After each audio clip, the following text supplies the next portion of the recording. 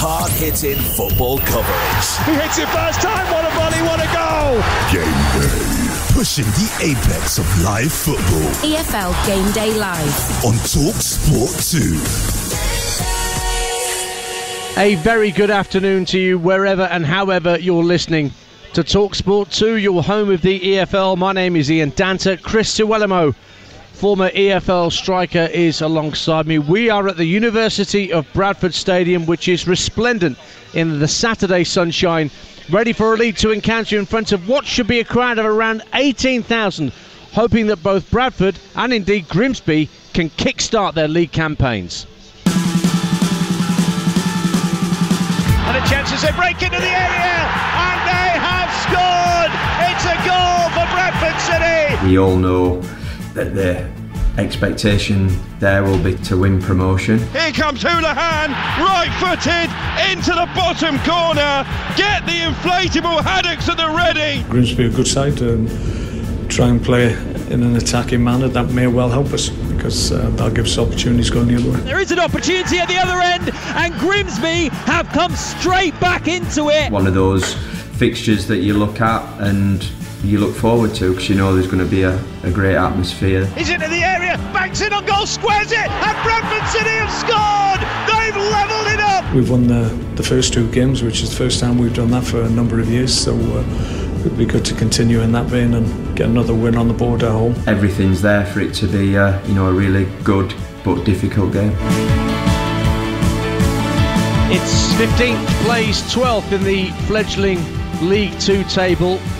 But a winner this afternoon would propel themselves into the playoff places ahead of all the 3 o'clock kickoffs in League Two, including our second commentary game of the day, which will bring you at 3 p.m. from the racecourse. Wrexham against Doncaster will be live and exclusive on Talksport 2 with Joe Shannon and Mickey Gray in North Wales. But here we are in West Yorkshire.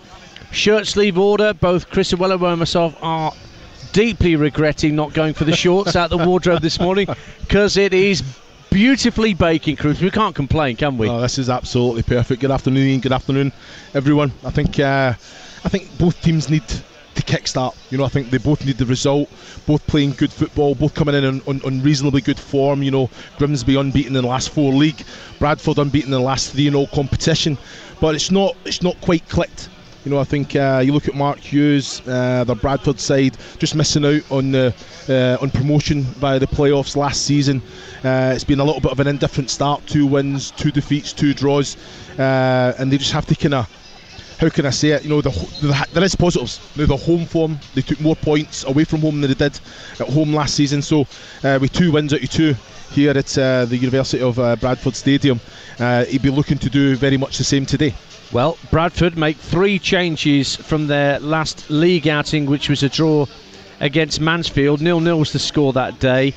And Kevin McDonald, a player that Chris Suwelemo alongside me knows very well, having played with him at Burnley, of course played at another of Chris's former clubs, Wolverhampton Wanderers. He's brought in by Mark Hughes into the Bradford midfield. Matt Derbyshire comes in for Clark Oddawar, who's away on international duty. And there is a debut up front for young Bobby Poynton, 19 years of age. A Bradford youth, has come through the system, and he made his league debut off the bench at Morecambe, but this is his full debut this afternoon in front of his adoring public. Those are the Bradford changes, Chris. Well, I think 3 good changes for me. When you look at the changes, okay, Bobby Poynton coming in, making his debut. You look at the conversion rate, shot conversion rate of Bradford as well. When you look at the XG, they should be sitting with probably double the amounts of goals that they're sitting on. 4 goals at the minute in the league, nowhere near good enough. We should remember 8. Andy Cook is out with a side strain, who got 28 last season. But it's just written in the stars, isn't it? Bobby Poynton coming on with the chances that they create, the positions that they get them in. Can he be that man that can be clinical? And obviously Andy Cook coming back. What he delivered last year, 31 goals in all competitions, 28 in the league. Kevin McDonald, excellent technician of the ball. I mean, he glides with the ball and he's got that eye for a pass. And you know what? If you let him dominate and dictate the tempo of any game, you're going to be under pressure. So the Bradford side in full. Harry Lewis is the Bantams goalkeeper. Matty Platt, Sam Stubbs and Kieran Kelly are the 3 centre-halves. 4 in front of them, Brad Halliday, Richard Smallwood, Kevin McDonald and Lewis Richards from right to left. And then it looks like Matt Darvish will play in behind Jamie Walker, who's alongside Bobby Poynton in attack for the hosts. Colin Doyle, who's the goalkeeping coach, is also the reserve keeper for Bradford, along with the rest of the bench: Emmanuel Osadebe, Alex Gilead, who's back from an injury, Daniel Oyegoke, Jonathan Tomkinson, who's only just arrived on loan from Norwich City, Rayan Tulloch's on loan from West Brom, and Chisholm Afoka. Now let's concentrate on Grimsby for a moment. Grimsby have a stat that you made note of, Chris Iwelumo, that they get themselves into good positions in matches, but they're not converting those good positions into the points return you would have expected. Yeah, and that will be a concern for Paul Hurst. I think they're the only team in the EFL that haven't conceded the first goal in a game. So what does that say? It means they take the lead, and then whatever happens, whatever scenario the game throws at them, that they're finding themselves struggling to kind of either go and kill the game off, get that second or third goal to put the game to bed, and they're like say 7 points from win positions. There's no one in League Two that have lost more points. So again, it's about managing the game, doing the right thing, making the right decision, and taking those chances when they come, because they are scoring goals. They are in a kind of healthy position. They're coming in with 2 wins in the last 4 games unbeaten. So the confidence should be there. Well, it's a very high intensity game that they play. They certainly turned Gillingham over in their last league encounter by 2-0. They lost by the same scoreline in the Football League Trophy in midweek to Barnsley. But if we're looking at team changes from that win over the Gills last weekend, there are none whatsoever for Paul Hurst and Grimsby. It's the same 11. Jake Eastwood is the goalkeeper. It's a 4-1-4-1 formation in front of him. Tobias Malarkey, Harvey Rogers, Niall Mayer and Danny Amos are the back 4. Camille Conte sits in front of those defenders, and then Arthur Nahua, Gavin Holohan, Harry Clifton and Abu Isa is just behind Danny Rose in attack. And it's Isa who's making all the headlines so far. Him and his brother Mo, they're matching each other goal for goal at the moment this season. And you're looking at his goal return. You know, what is it? It's 4 goals in 6 games. He scored 2 goals in 21 appearances for Bradford in the last 2 seasons. Injury plagued his time here, though. It does play a part, and then confidence does play into it. Camille Conte for me is the man who sits in front of that defence. He protects, he stops the balls coming in, he's mobile, he breaks up play when he gets the ball. He's very, very good in starting that kind of that offensive attack off, so he's very important. But like you say, Abu Issa, you can't complain with the goal return, and it's written in the cards that he comes back to his old club, and does he put them to the sword or not? The rest of the substitutes for Grimsby: Harvey Cartwright is the sub-keeper, Miche Efete, Luke Waterfall, who Chris knows well, Raquel Pike, Callum Ainley came onto the Grimsby bench, Jamie Andrews and Alex Hunt make up the rest of the substitutes for the Mariners. Now, we've mentioned how beautiful a day it is in West Yorkshire. It's a 12:30 kick-off, so we're just over 20 minutes away from getting underway. The sun's at its hottest, and it might affect the tempo of the game, and there should be a drinks break as well, shouldn't there, Chris? Yeah, I would imagine so. I think that does play into the hands of managers if they need to kind of put some information to the players. This is fantastic. It will play a part. I think both managers, the leaders in the group in both dressing rooms as well, as they have to be good with the ball. They have to make sure they keep possession of the ball for one. They have to go out and earn the right to get the ball, get that foothold in the game. But if they're chasing, it's going to zap the energy today. So it's about making sure that they're all comfortable with the ball at their feet and keeping possession and making the other team work for everything they get. That's Chris Iwelumo. You can hear alongside me Ian Danta. He's never worked here as a pundit, but you have played here. Who did you play for? Colchester here, yeah, right? I've played here a few times for a few teams. There was I remember we came here, Colchester. We had an absolute dreadful first half, and 1-0 down. To be fair, it wasn't too bad. I think the goalkeeper had saved us, kept us in the game.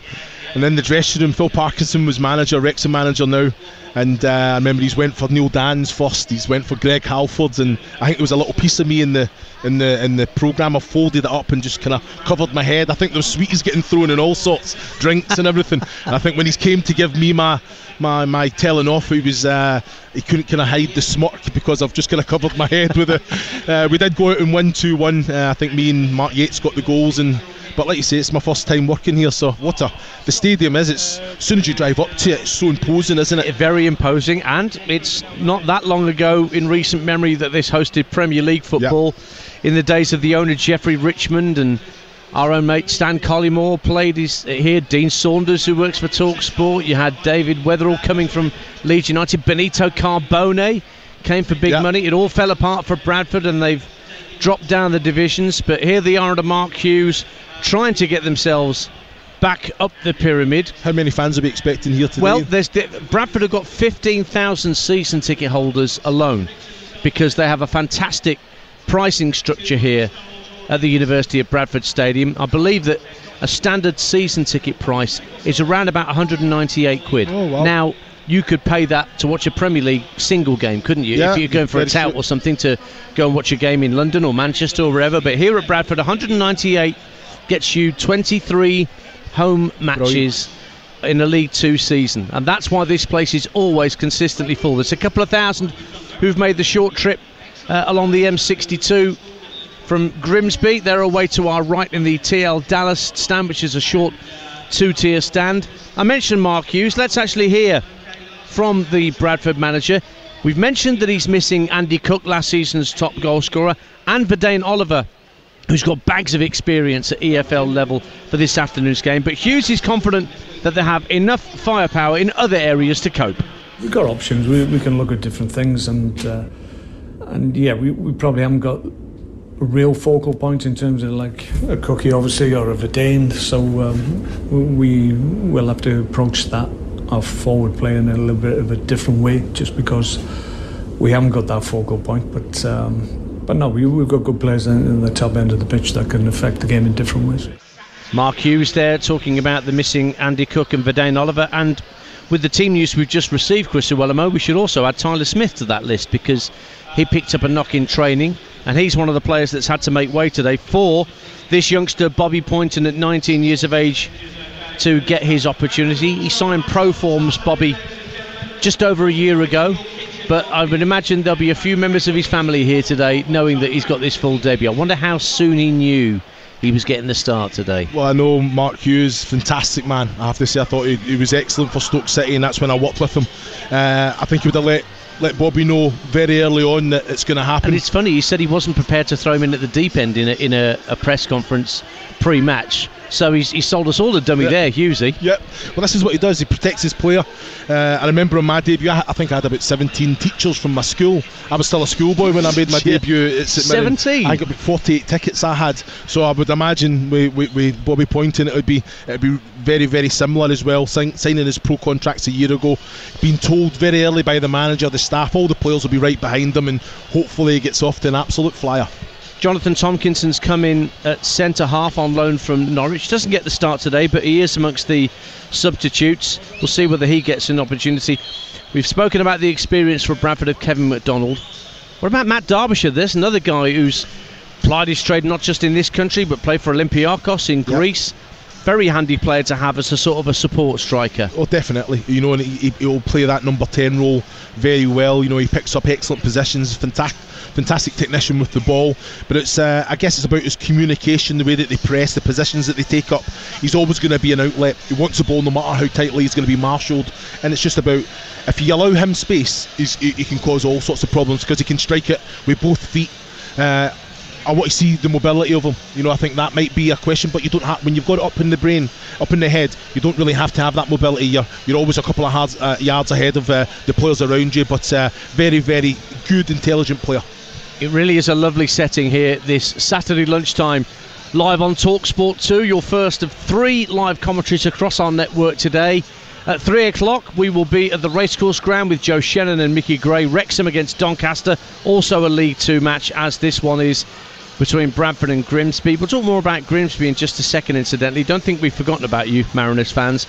And of course, from 4 o'clock this afternoon, on Talksport, build-up and then full live commentary of Ukraine against England in Wrocław in Poland. A couple of weeks ago, that was hosting England against Ukraine with Dubois against Usyk in the boxing that we brought you on the Talksport network. But it is Mudryk against Harry Kane, I guess you could say, this afternoon. Full live commentary of that game, and our coverage starts from inside the stadium with Adrian Durham, Stuart Pearson, Jim Proudfoot and Faye Carruthers from 4 p.m. over on Talksport. The kick-off here is just over a quarter of an hour away between Bradford and Grimsby. We'll get the odds from our friends at 888 Sport in a bit, and we'll talk more about Paul Hurst, Grimsby Town. The University of Bradford Stadium is the setting this afternoon for Bradford City against Grimsby Town. Our first commentary of 3 today across the Talksport network. This one gets underway in just over 10 minutes time in League 2. Myself, Ian Danta, and Chris Iwelemo, your commentary team here in West Yorkshire, and the stadium filling up nicely. There's even Grimsby fans who are in the Bradford lift stand opposite us on the other side of the pitch. That's how many Mariners fans have wanted to buy up tickets and take a trip to really bolster the attendance still further. We could be nudging towards 20,000 for a League 2 fixture, which is fantastic and just indicative of how popular the EFL is. We are your home of the EFL. Let's bring you the odds ahead of kickoff with our good friends at 888 Sport. Our king of the NFL, never mind the EFL, Will Gavin's on hand. We've got a double-header of NFL action Sunday night, but I'm sure he's going to get his sleep in before then. What you got for us on this game, Will, between Bradford and Grimsby, first of all? A triple header on Sunday night, Dance, but I'm loving what you're saying about there being 20,000 fans in attendance. I love this League 2 doubleheader we're doing on Talksport 2 this afternoon, and I think this is a cracking game to kick us off. Bradford a chance to continue that unbeaten start at home this season.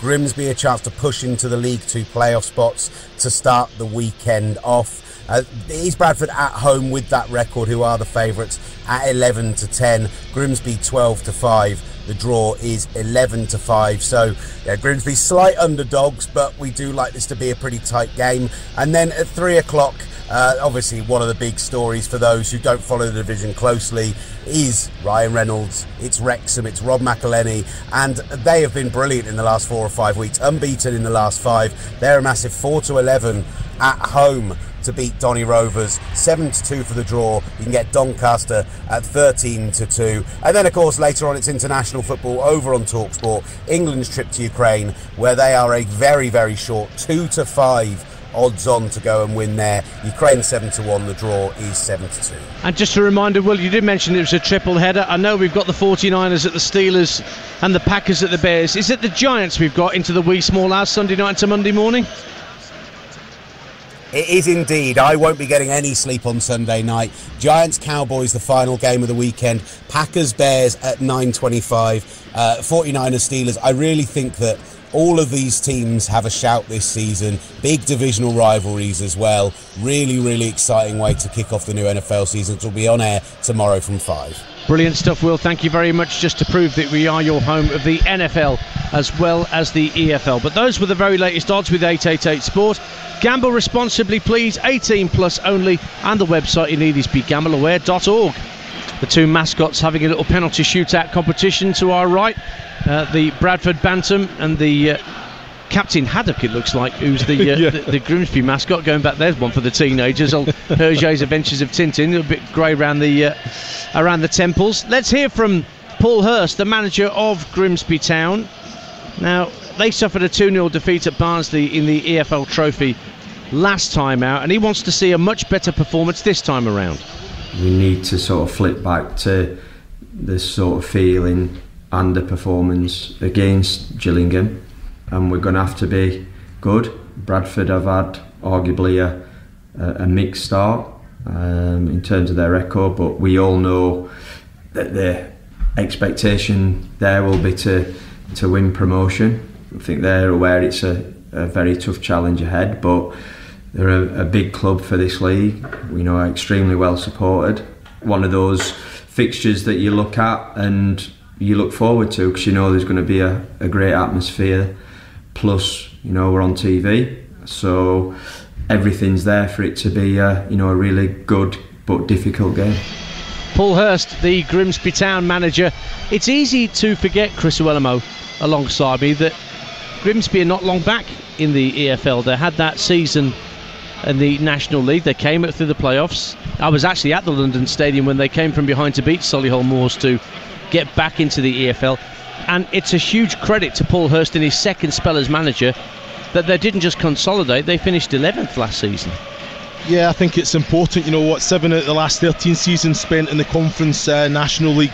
11th place last season. I think that's the highest place finish in the EFL since 2005-06 season, when they finished 4th in League 2. So yeah, it's all about progression. It's all about him instilling his belief and his philosophy to the players. They're buying into that high intensity from back to front with quality.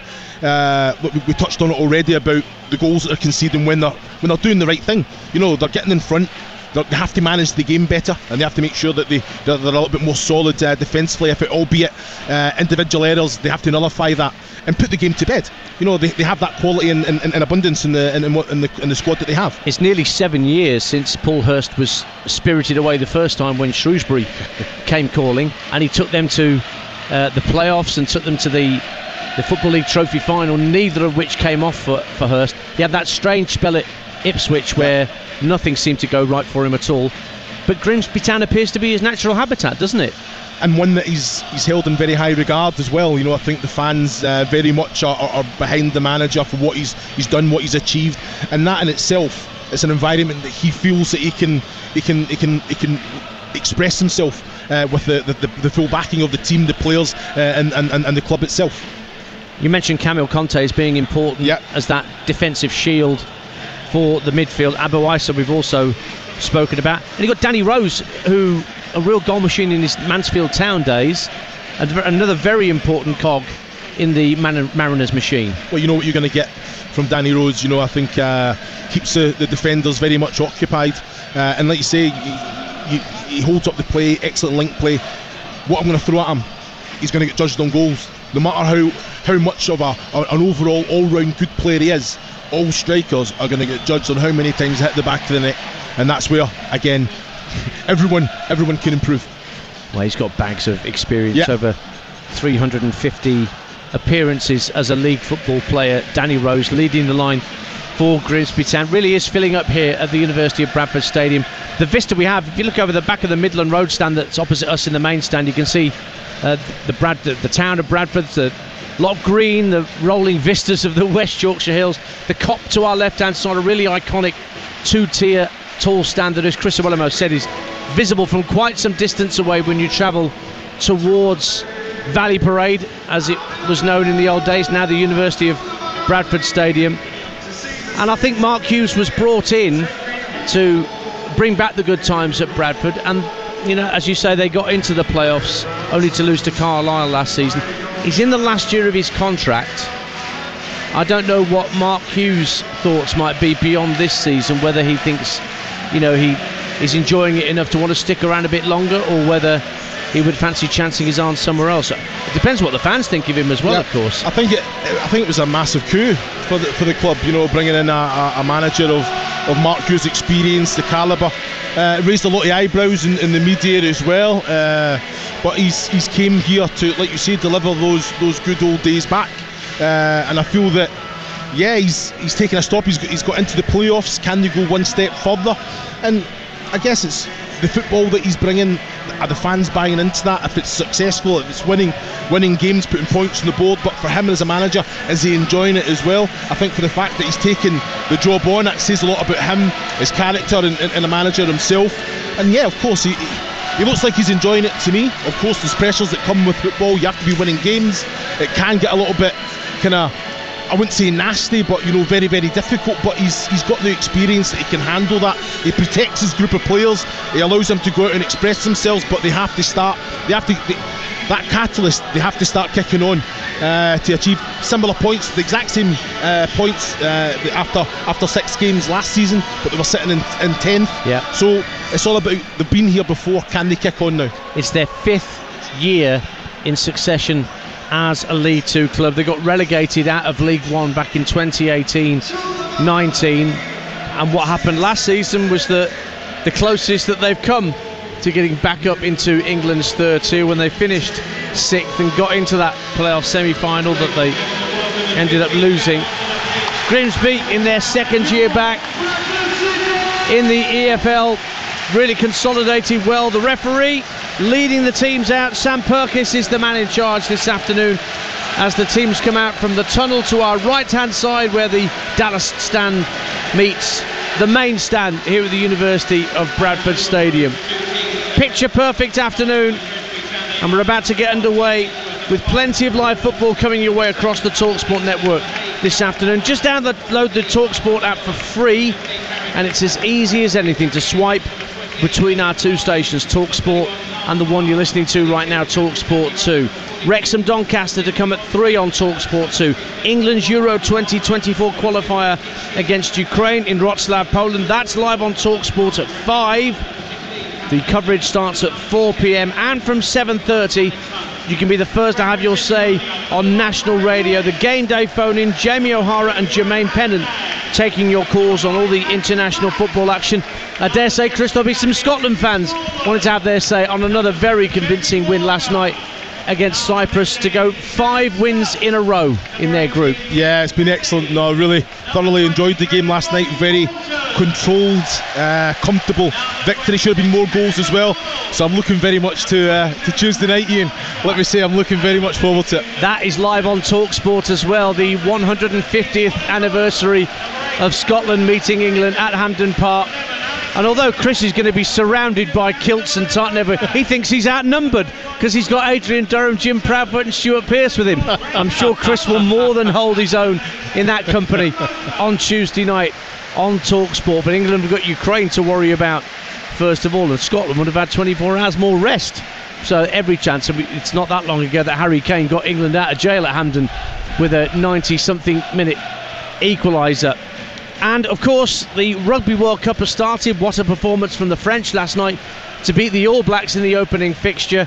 England get underway tonight against Argentina in Marseille. Andrew McKenna will keep you across all the action during the course of that game day phone-in on Talksport from 7:30 with Jamie O'Hara and Jermaine Pennant. Let me run you through the lineups once again here ahead of kick-off between Bradford City and Grimsby Town. Bradford have Harry Lewis in goal, 3 centre-halves, Matty Platt, Sam Stubbs and Kieran Kelly, Brad Halliday, Richard Smallwood, Kevin McDonald and Lewis Richards across midfield in front of them, with Matt Derbyshire playing in behind Jamie Walker and Bobby Poynton making his full debut at the age of 19 for Bradford. For Grimsby, Jake Eastwood is their goalkeeper, Toby Malarkey, Harvey Rogers, Niall Mayer and Danny Amos in the back four, Camel Conte to hold in midfield, and then Arthur Nahua, Gavin Holohan, Harry Clifton and Abu Isa, once off Bradford, playing in behind lone striker Danny Rose. Referee's just sorting out the coin toss with our two captains, Richard Smallwood of Bradford and Danny Rose, and the ball has been delivered onto the pitch by the motor company. It's a bit like the Euros a couple of years ago when you saw those little remote control cars. He's found it quite easy this afternoon on this lush green surface. I want to see that car do that in January when the pitch is cut up a bit, you know, once you get into the winter when it's rutted all over the spot. Pitch is looking unbelievable. It is in great form, this pitch, and we're underway to kick off game day across the Talksport network.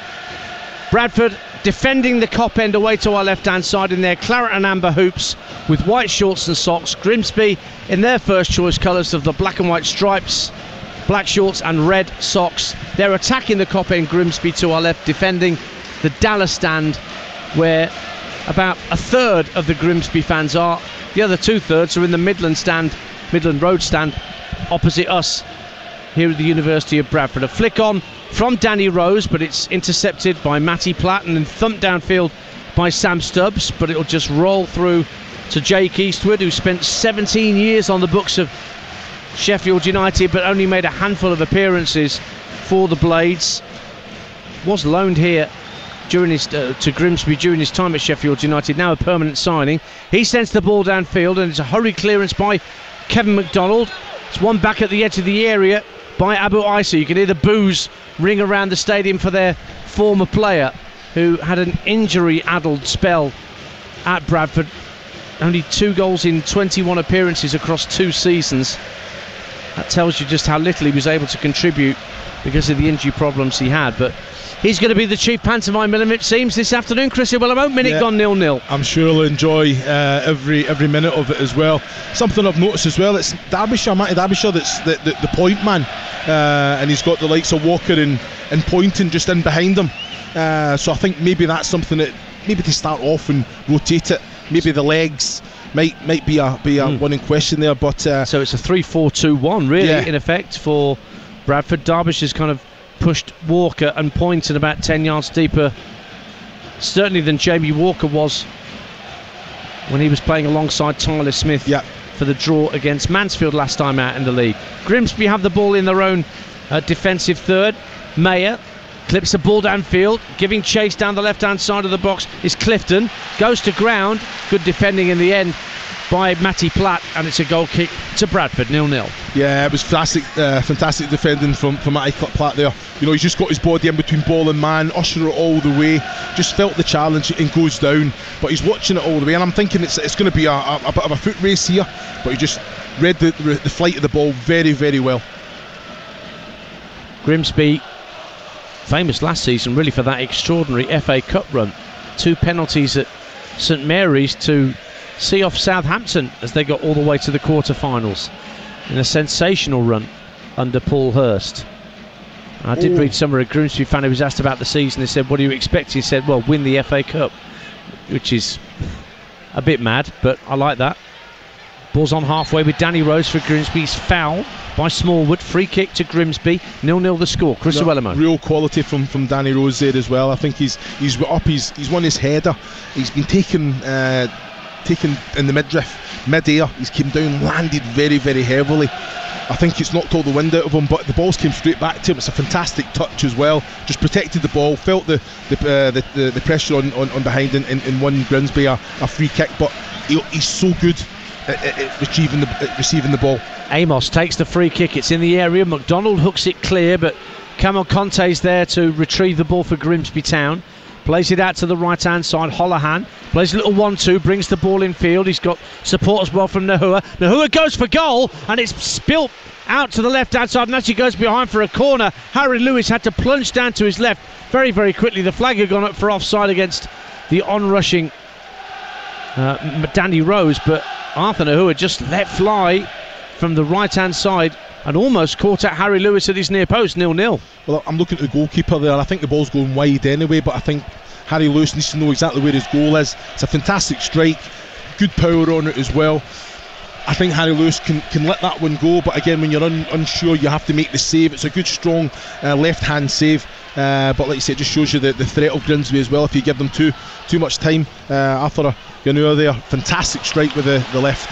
Bradford coming forward for the first time properly this afternoon, really, with a score at 0-0. 4 minutes gone on Talksport 2, but Matt Derbyshire's cushion header trying to bring Bobby Poynton into the game on this near side, the Bradford right, just drifts out of play instead for a Grimsby Town throw that Danny Amos is going to take, joined a year or so ago from Port Vale.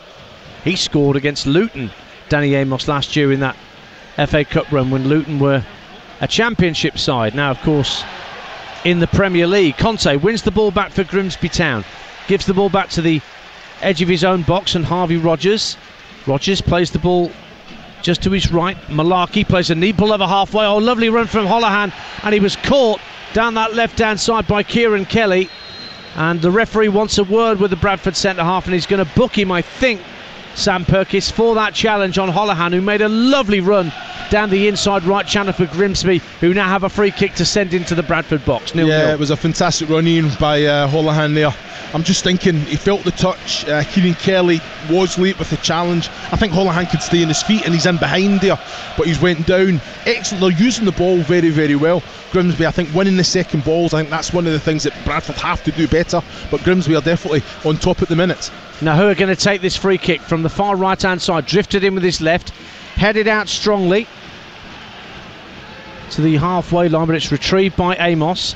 Plays the ball just to his left, and Grimsby working it up to the left-hand corner of the box. Isa lays it off. Cross from the left-hand side, sent in by Malarkey. but that's cleared away, and Grimsby will tidy up, and Malarkey will move from left back to right hand side for Grimsby Town. It's back with the left back Danny Amos once again, but his ball over halfway for Grimsby just deflects off a couple of Bradford boots and comes back to Kieran Kelly. Early ball out to Lewis Richards, left hand side, just has to spin shy of the halfway line because Nahua was closing down the space, and the Claret and Amber Hoops have it now with Matty Platt. Fires the ball out to this near touchline, and Brad Halliday, who was caught late by Isa, has won a free kick. Now the Bradford fans want a bit of recompense. They want a yellow card for an opposing player, seeing as one of theirs has been booked. But I think it would just be a quiet word in Abu Isa's ear. Actually, no, it will be a yellow card. The referee's got overlooked at Halliday. Such a poor decision, Ian. Such a poor decision. And now he's decided to book Abu Isa. 7 minutes into his return to Valley Parade, 0-0. Well, I'm looking at that. Matthew Platt fired it into Halliday there, and he took a big first touch. He allowed it. It was a.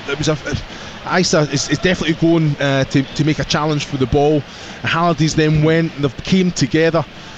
I don't think it's a yellow card. I think he's made the most of it. Look at he's sitting rolling about. He's up.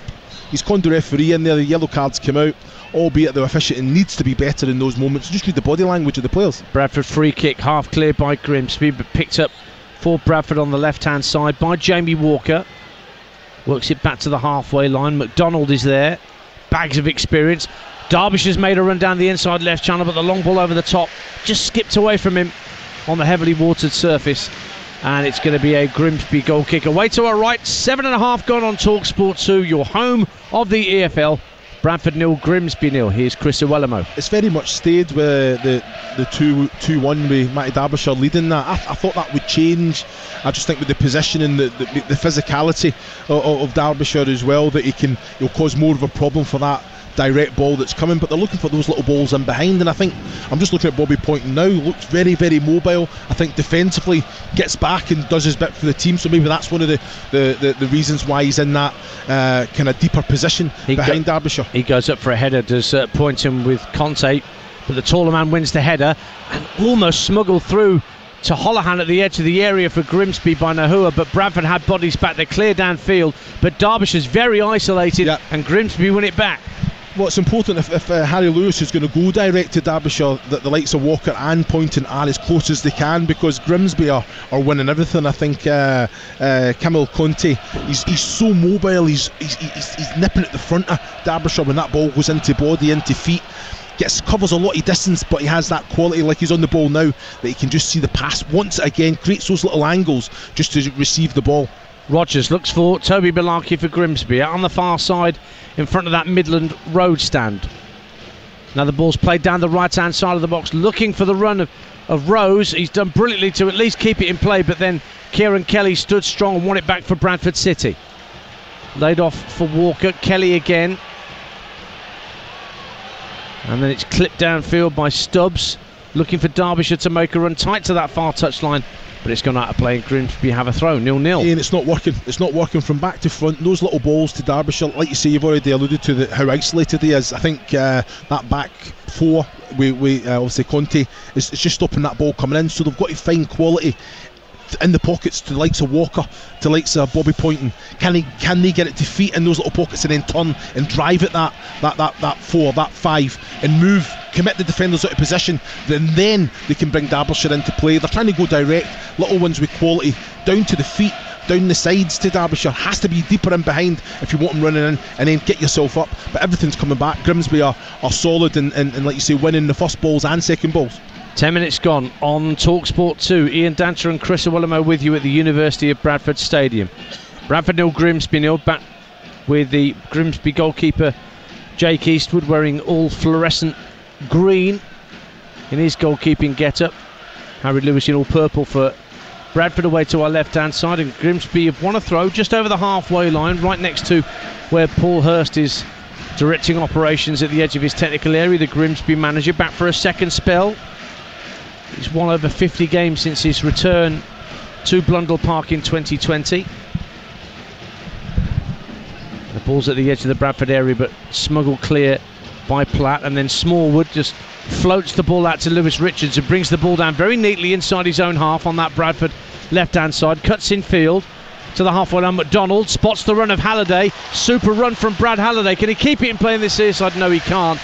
But the spot from Kevin McDonald saw Halliday starting the run, but the pass just evaded the Bradford number 2, and it's a throw to Grimsby, 0-0. Yeah, it was much better there from Bradford. As soon as Kevin McDonald was in possession of the ball, driving forward, Bobby Poynton got right up beside Derbyshire as well, was running through the centre, Halliday down this right hand side. I think it was the wrong ball from Kevin. He'll probably have a proper pop at me later for saying that, but you know, with the quality that he's got, the vision that he's got, that little dink in behind, he had a full half for Poynton to run onto as well.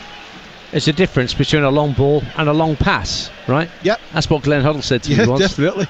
And he could do it as well. Oh my goodness. 0-0 on Talksport 2. Nearly 12 minutes gone here on your home of the EFL. Our first of 2 League 2 commentaries. We're off to the racecourse later. 3 o'clock kickoff. Wrexham against Doncaster with Joe Shannon and Mickey Gray in North Wales. Just one of the stories with Glenn Hoddle at Wolves, he'd actually do things in training that the player, no, I'm not having it like this, do it like this, and he'd just do it first time. Yeah, and nobody else could do it. No and I bet that made you go, oh. It's not good for the soul, is it? Yeah. Throw in for Danny Amos for Grimsby, but it goes over everyone's head and just bounces behind, harmlessly enough from the Bradford point of view, for a goal kick. They're 12 unbeaten here at the University of Bradford Stadium, and 18 unbeaten in all competitions against Grimsby Town. Yeah, well, it's a fantastic record to have. From what I've seen so far, I think Mark Hughes will be disappointed, because I think they've allowed Grimsby to control and dictate the tempo of the game. You know, you're here, you've got your home fans. Look at this place, the atmosphere that it's. You've got to get them up. You've got to get them creating some noise. Get on your front foot, move the ball fast with a little bit more intensity. But they're allowing Grimsby to dictate this game today, and they've done it very, very well. But look, I was in touch with a Talksport colleague this morning who is a Bradford fan, and he was saying to me that the issue with Mark Hughes is that sometimes he just doesn't let the handbrake off enough for his teams. Now, he's got no Andy Cook to lead the line up front at the moment. Verdane Oliver is also out. Tyler Smith has picked up an injury in training. So he's got to try and mix and match here today, Mark Hughes, to find the balance and blend up front that's going to create these chances. It does make a massive difference in how you allow your team to go out and express themselves when you've got like a massive void of Andy Cook, what he brings, the goals that he brings. And goals, it's the hardest thing to do in football, Ian, you know, put the ball in the back of the net, and that changes the whole outlook of any game. Amos for Grimsby just floats the ball out to Malarkey inside the Bradford half, right hand side. Nahua is standing out there with him. He cuts infield. Nahua with the ball at his feet, lays it off to Holohan, and then Conte and Holohan just exchange passes. Holohan will actually go back to Harvey Rogers. Arrived on a free from Accrington Stanley. Had a short spell at Fleetwood that didn't really work out for Harvey Rogers on the west coast, so he's gone to the east coast instead. Camille Conte for Grimsby fires the ball out to Malarkey, controls it well on his chest, down the right hand side, cuts infield. He's taken down by Lewis Richards. No foul, says the referee, but Malarkey straight to his feet to win the ball back. 0-0. That's a free kick. I don't understand how the ref, there's contact here. Malarkey's got round him. There is contact. He goes to the floor, and it's not even a soft one. It's a definite free kick. I don't understand how the referee can allow it to go on, albeit he got back up on his feet and won the ball back. Now here's Sam Stubbs at the back for Bradford, under pressure from Danny Rose. He fired the ball downfield, but Grimsby have won it back. Headed down for Isa, neatly lays it back to the halfway line, and Camille Conte. Conte holds his arms out to the side as to say, who's given me an option? Looks to his left and finds Clifton. Clifton into the feet of Danny Rose. Good foot in from Matty Platt just to get it away. Sam Stubbs it was indeed, forgive me, who got the foot in to get it clear. It's an excellent challenge from Matty Platt, but you can see by the body language of defence they're not happy. It's just pressure after pressure. What I will say, the quality from back to front has to be better. You know, Derbyshire's presenting himself, but it's all fight balls. It's got to be into his feet, into his body, and they have the quality to play that exact pass. If that's not on, can they find a McDonald? Can they find a Smallwood and try and play through the thirds? But at the minute the quality has been poor from back to front from Bradford. Grimsby in possession, 0-0, midway point of the Bradford half. It's passed out left to Isa, who started the season so brilliantly for his new club, scoring 4 in 8 already. Halliday's gone down, not fouled by Isa this time, but by Amos, and it's going to be a free kick for Bradford City, and Paul Hurst just wagging his finger in the general direction of the fourth official, saying, I know where this is going, I don't like it. Well, I've got to say that I think that was more of a yellow card than the one that came out earlier. Daniel Amos there taking Halliday out. He was breaking. Richards looks to release Jamie Walker down the Bradford left, but across comes Rogers, gets his foot to the ball and puts it out of play into the Bradford fans in that Midland Road stand opposite us. 0-0 the score on Talksport 2. 16 and a half minutes gone in West Yorkshire. Here's Lewis Richards playing the ball into the box, looking for Derbyshire. Important interception by Mayer on the half volley, because if he hadn't got a touch on that, Derbyshire was 6 yards out in front of goal, ready to pounce. That was a fantastic ball in from Lewis Richards there, and that's the thing, Derbyshire, his positioning was right in between both centre backs, but like you say, Rogers done his job there, defensively sound, knew exactly where his striker was, and just got his foot in there to clear the area. Only 4 goals this season for Bradford in the league. 2 of those scored by Alex Patterson, who's on the bench today. Another from Clark Ottawa, who's away on international duty this weekend. So only Jamie Walker out there has netted for the Bantams in the starting 11 so far this season. Goal kick for Jake Eastwood of Grimsby, away to our right. Good strength on that kick. It goes a good 2/3 of the way down the field. Headed back towards halfway by Stubbs and drifts out of play right in between the 2 technical areas down beneath us for a throw to the Mariners, to be taken by Danny Amos once again, former Doncaster youth. And we've got Doncaster live at Wrexham this afternoon. 3 o'clock kickoff on Talksport 2 for another League 2 offering. Most League 1 games called off for international duty. That's a sign of the times, isn't it? Never used to get that many League 1 games called off for internationals. It's a great sign for the league. Definitely. Nahua down the right hand side for Grimsby, finds Malarkey, but Malarkey forced to go back to halfway. Pass it up, Ian. Pass it up far too many times. Look how many Grimsby shots were in the 4-5 shots were in the box there. Just put the ball in. Ask the question. Going back, and then all of a sudden now they have to work down both sides to try and get into the perfect position for a cross again. Some big games in League 2 today as well. Notably, MK Dons and Notts County, the top 2, face each other at Stadium MK. And Notts County, who've come back from that mauling they got on opening weekend at Sutton United, and Macaulay Langstaff has started to find the net as well in recent weeks, which is ominous for the rest of League 2. Yes. Here's Bradford in possession. Mark Hughes apoplectic with, I think there was a little challenge by Danny Amos as Halliday brought the ball down that Hughes was not happy with, and he's giving the assistant referee on this near side a piece of his mind. And of course, managers have got to be careful from this season onwards about how much back chat they give to officials as to whether a yellow card gets produced their way. We've already had 2 yellow cards in this game, 1 for either side. Halliday found well by Jamie Walker, touched in field by McDonald for Smallwood looking early for Lewis Richards, who's beaten the offside trap. The ball just gets away from him and the keeper comes out to the edge of his area. Eastwood gets there just in time. There were claims for handball by Jake Eastwood, but I don't think he handled it. I think he got his thigh to the ball, just kept it away from Richards and hoofed it out of play for a Bradford throw, 0-0. I think Eastwood, he got his hand to it, but he was in the box, but then he slid out the box.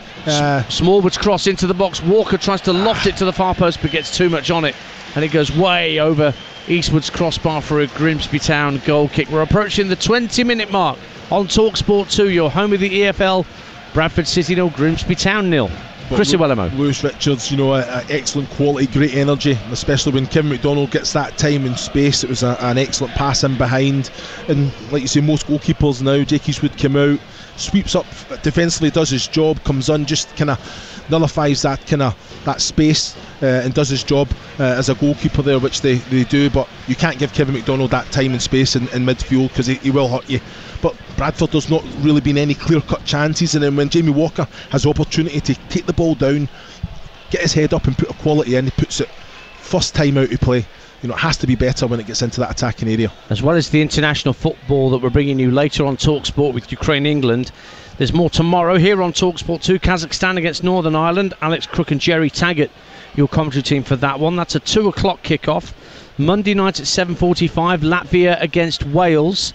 Turkey only drew last night against Armenia. Nigel Adderley and Dean Saunders will be your commentators. Latvia bottom of that group. Wales have got to win in Latvia to stand any chance of being in the top 2 in their group. That's Monday night, 7:45 here on Talksport 2, and then, as we were talking about with Chris Iwelumo earlier, he's part of the commentary team at Hampden on Tuesday night on Talksport. Scotland against England, the 150th anniversary game. 0-0 here as we approach the midway point of the first half. Harvey Rogers for Grimsby hits a raking 60-yard ball looking for ice on this near side, but he's overhit it. Goes out on the full for a Bradford throw in their right back position. 0-0. Yeah, there's just no reason for Harvey Rogers to take it on. You know, they're controlling the game at the minute, so you kind of bounce it into Houlihan, Clifton, and just keep possession of the ball. And even it wasn't on. Isa's getting marked by Halliday, so he's not really kind of creating any space or shuffling Bradford around to kind of create those opportunities. So just keep possession of the ball as they have been doing. Grimsby haven't won away in the league since early April when they won at Doncaster Rovers, so that's 6 in all competitions without an away success for the Mariners. But as Chris Iwelumo said before kick-off, they are 4 unbeaten in the league this season, so there's something to build on here, and they've arguably, Chris Iwelumo, in these opening 22.5 minutes, looked the more comfortable side out there. No, they have. You know, I think that they're going out and they're doing the basics well. You know, I think controlling the game with the ball, but they're winning all the second balls, and then really I just feel that quality in that final third, that attacking third.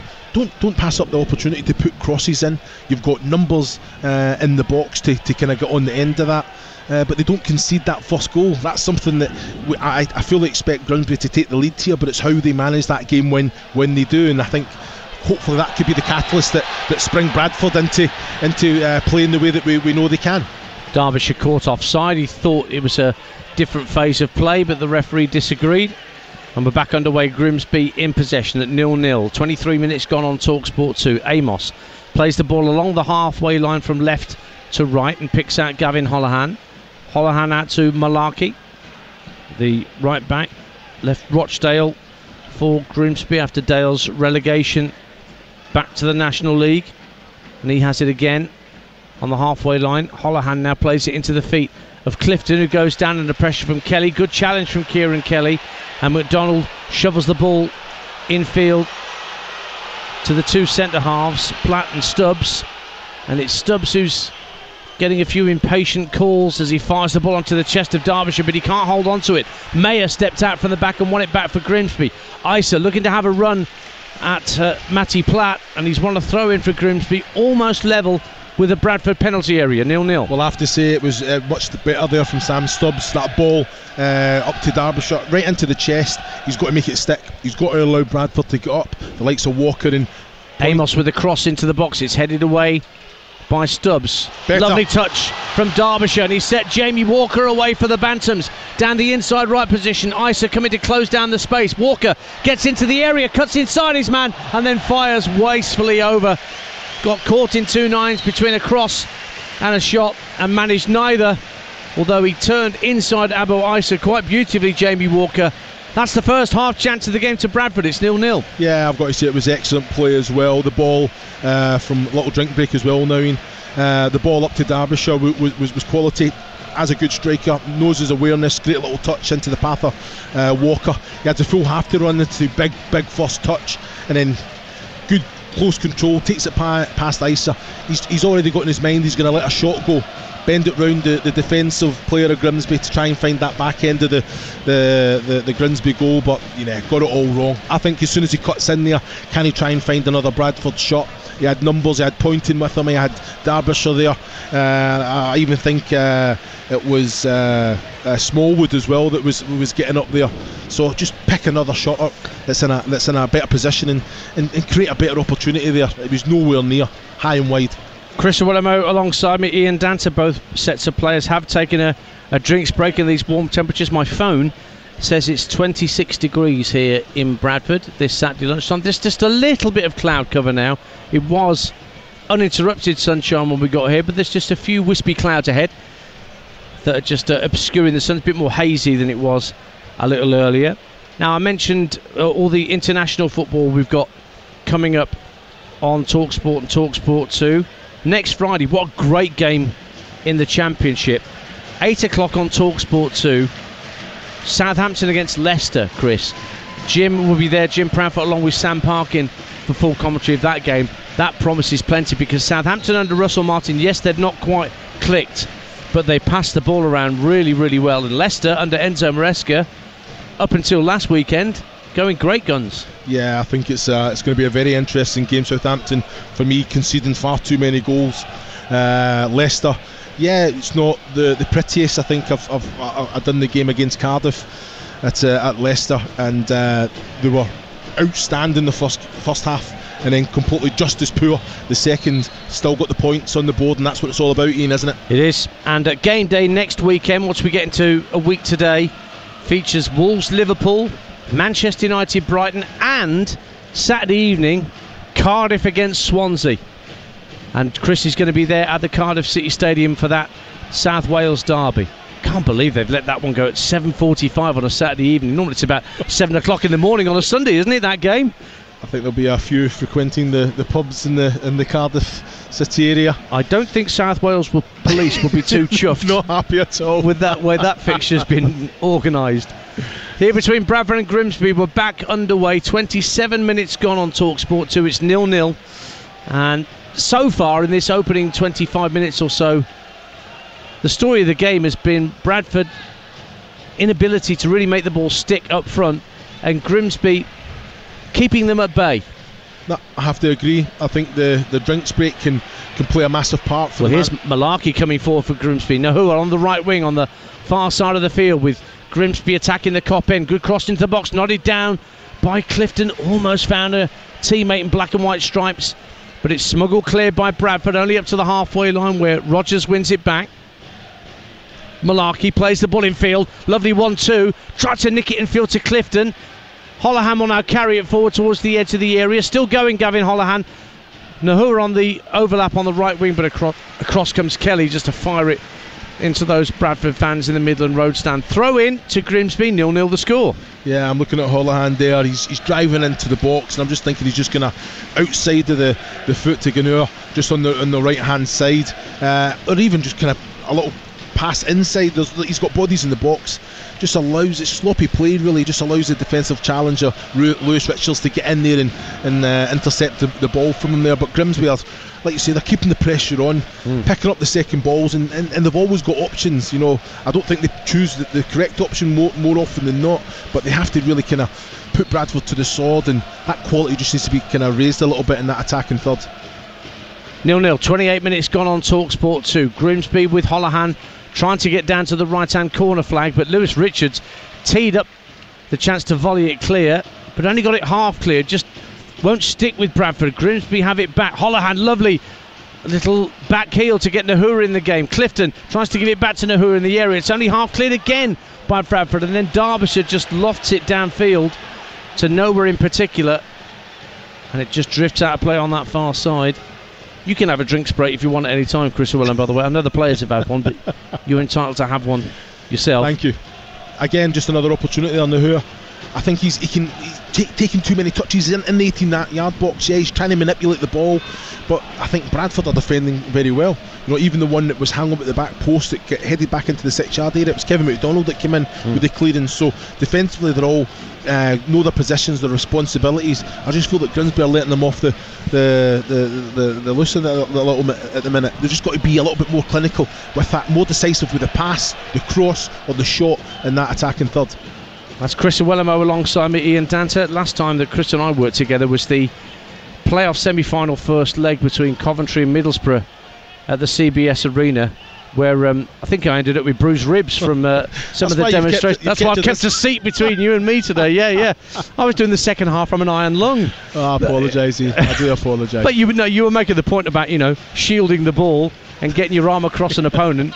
You just got your arm across me as your opponent about 10 times during the course of that commentary. I've only just recovered, and that was May. 0-0 here on Talksport 2. You're home with the EFL. We played half an hour, and it's scrappy. And this will suit Grimsby Town more than it will suit Bradford City.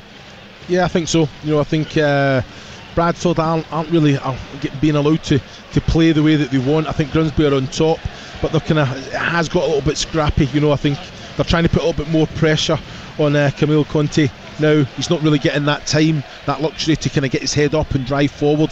So yeah, it has got a little bit scrappy, but there has to be that in the game to kind of earn the right to kind of get a foothold in the game to play the way that you want. Very strong challenge. Harvey Rogers slid in very strongly there. He kind of lost control of the ball and slid into Lewis Richards, and Lewis Richards is just writhing around on his backside and just being checked by the referee to make sure he's all right. But Harvey Rogers, the Grimsby centre-half, just took a heavy touch, and he's going to get booked for this by the referee because he slid into Lewis Richards, because that touch he took the ball just that little bit too far away from him. I do like this, that the officials are taking a lot more time. You don't know, you think, oh right, he's letting them off with it, but they're having that conversation. They're saying what they're saying to the fourth official, what they've seen. They have that deliberation, and then all of a sudden Sam Purkis there brings a yellow card out, and I think that was worthy of a yellow card as well. Yeah, yellow card issued, second one for Grimsby players, and the Bradford free kick is overhit and just bounces through to Jake Eastwood, a source of frustration for the Bradford fans. We mentioned 15,000 season ticket holders here at Bradford, which is a League 2 record for a second year in a row. They priced their season tickets very, very competitively here in this part of Yorkshire. £198 typically will get you a full complement of league matches. There's no reason for Bradford to go direct there. Kevin McDonald's in space, Kieran Kelly's going for the long ball into Derbyshire, and I've got to say it's all fight balls. Grimsby they're solid, they're winning those headers, the centre backs are man mountains, so you know what, you have to play with better quality. Give the ball into Kevin McDonald or into the likes of Poynton and Walker, but quality into feet, into chest, into body, whatever it may be. Then get up the pitch and play in the middle area or attacking third. At the minute it's just all fight balls going up to Derbyshire, and it's coming straight back because Grimsby are winning all second balls with the likes of Conte in there and Houlihan. Yes, Bobby Poynton on his full debut for Bradford has had very, very little to feed off in this opening 33 minutes, but it's one back, and here is Poynton on halfway, just toe pokes the ball through to Derbyshire. Halliday in space on this near side for Bradford, midway point of the Grimsby half. Walker on the overlap, it's fed to Jamie Walker, who's caught by Amos and goes down. Free kick, and it's going to be a yellow card for Danny Amos, who just hung out a leg. Walker went over it. I think he fell somewhat theatrically, but that is a yellow card for Danny Amos all the same. But what it means more importantly in the context of the game is it gives Bradford City a free kick down the right hand side of the Grimsby penalty area, and Walker does indeed get to his feet and doesn't need treatment. Well, Amos, I think that yellow card was coming, two challenges earlier in this half. He could have received the yellow card for either, so again it's came, but now he has to kind of watch how he goes about business for the rest of the game. I think it was excellent play, like you say, Poynton involved, little toe poke, comes out to Halliday, Walker breaking his neck to do that overlap. The weight of pass was a little bit kind of soft, it kind of gave Amos that opportunity to go and make the challenge, but Walker was very, very quick and just got it away and invited that challenge. So Poynton and Walker are the two players standing over the free kick down the right hand side of the Grimsby box. There's a clutch of players around the 6-yard line in both claret and amber and black and white, ready for this free kick to come in. Poynton sends it up to the far post, it's headed up away by Rogers, comes out to the left hand side of the area. Kevin McDonald is first on the scene for Bradford, trying to twist and turn away from Mayer, who just pokes the ball out of play for a throw to Bradford down by the corner flag in front of those Grimsby fans and the opposite stand to us, and it will be a long throw coming in from Kieran Kelly, who appears to be the long throw specialist for Bradford City. It's about 10 yards from the corner flag, with Bradford attacking the TL Dallas stand away to our right in this first half. In it comes from Kelly into the near post, headed clear by Grimsby, and they have to go back, Bradford, to halfway to retrieve possession with Matty Platt. Now Smallwood in a bit of space fires the ball down the inside left channel. Poynton is onside and will keep the ball in play down at the dead ball line. Rolls it back to Richards. He's got time to measure across him, but he doesn't do so. He actually delays and allows Holohan to get back at him. Then he rolls it back 10 yards or so to Kelly. Kelly finds Poynton out in the left wing. He gets his head up, thinks about a cross, then just rolls the ball in field to Kelly once more. Back out to Poynton. feints to cross, checks back onto his right foot, comes back down the touchline. They're almost fearful of getting the ball into the danger area, Bradford City, and they've gone back into their own half again to start once more with Platt. Now Halliday on the halfway line, skips inside Amos, plays the ball into the feet of Walker. He lays it off to McDonald. McDonald looks to get Derbyshire away down the inside right position, but he's offside, and it's a free kick to Grimsby Town. Don't forget, Talksport breakfast back from 6 a.m. on Monday with a no doubt delighted Ali McCoist after Scotland's win in Nicosia last night, and Republic of Ireland midfielder Andy Townsend. They'll be looking back on all the home nations qualifiers from the weekend and ahead to the mouth-watering Scotland-England clash that Chris is going to be at for Talksport Tuesday at Hampden. Host of big-name guests joining them as well. That's Talksport breakfast back Monday morning when you wake up from 6 a.m. It's 0-0 here with 8 minutes to half-time. Chris Llewellyn. 35-36 minutes in, Ian, and I think that's the kind of most pressure that Bradford have had, consistent pressure, using the ball in the right way. I think Derbyshire there should not be offside. He's looking right across the line. It's a great little kind of reverse ball from Kevin McDonald, putting him in. The linesman's right in front of him, so again it goes in the defensive favour as well when Derbyshire's the first shot that the linesman sees. It was a very tight one, but again he has plenty of time to actually be even a yard onside and get in behind. But Bradford definitely improved in that last 4 or 5 minutes there. They just need to be more consistent with the pressure again, turning down the opportunity to put the cross in. Lewis Richards, even Bobby Poynton as well. Here's Amos going down under pressure from Smallwood.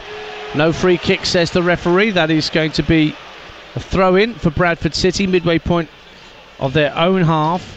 Looking at Bradford's home record last season, they drew too many games really to be even further up the table. They could have been challenging for automatic, but 10 draws here at this stadium. Only 4 defeats, and they've given the ball away. Here come Grimsby on from halfway with Malarkey, the right back. He's got Nahua in support level with the edge of the area. Nahua forced to go back a few yards. Malarkey, there's 3 in black and white stripes waiting for a cross. In it comes from Malarkey. It was going to be comfortably headed clear by Halliday. Over the head of Derbyshire. Walker sprinting to get there for Bradford, and he will get the second ball courtesy of Halliday down right near to us and our commentary position in front of the technical areas, and Walker wins a throw for Bradford. 0-0. Been really impressed with Brad Halliday. I think more often than not, always the right decision, always on the move. Can he go forward? I think he releases the ball, but defensively gets into position as well. Really impressed. Always talking, always communicating as well down this right hand side. Here's Nahua for Grimsby. Isa's calling for it left hand side of the area, but he goes down the right side of the box for Rose. The cross across the face of goal is palmed away under pressure by Lewis, and then a Bradford player just comes in and whacks it out of play for a Grimsby throw, and suddenly Danny Rose breaking down the right hand side of the box almost pulled it back for Isa. 0-0. Yeah, it was excellent play from Grimsby there. I think Noor, the little kind of reverse pass, the run from Danny Rose, and that's when Isa's got to come alive. He's got to get across the face of the goalkeeper there, and it's in the back of the net. He just has to make the connection, but Danny Rose picked it across, got the power, whipped it across the face of goal there. Isa just caught on his heels and then is reacting to it rather than anticipating. Paul Hurst knows Abo Isa well. When he was bringing him to Grimsby, he's played for him before. I think he played for him at Shrewsbury in that spell that Paul Hurst had in League One days. So he's well aware of what Isa can do. 4 in 8 for his new club Grimsby Town, having left Bradford City in the summer.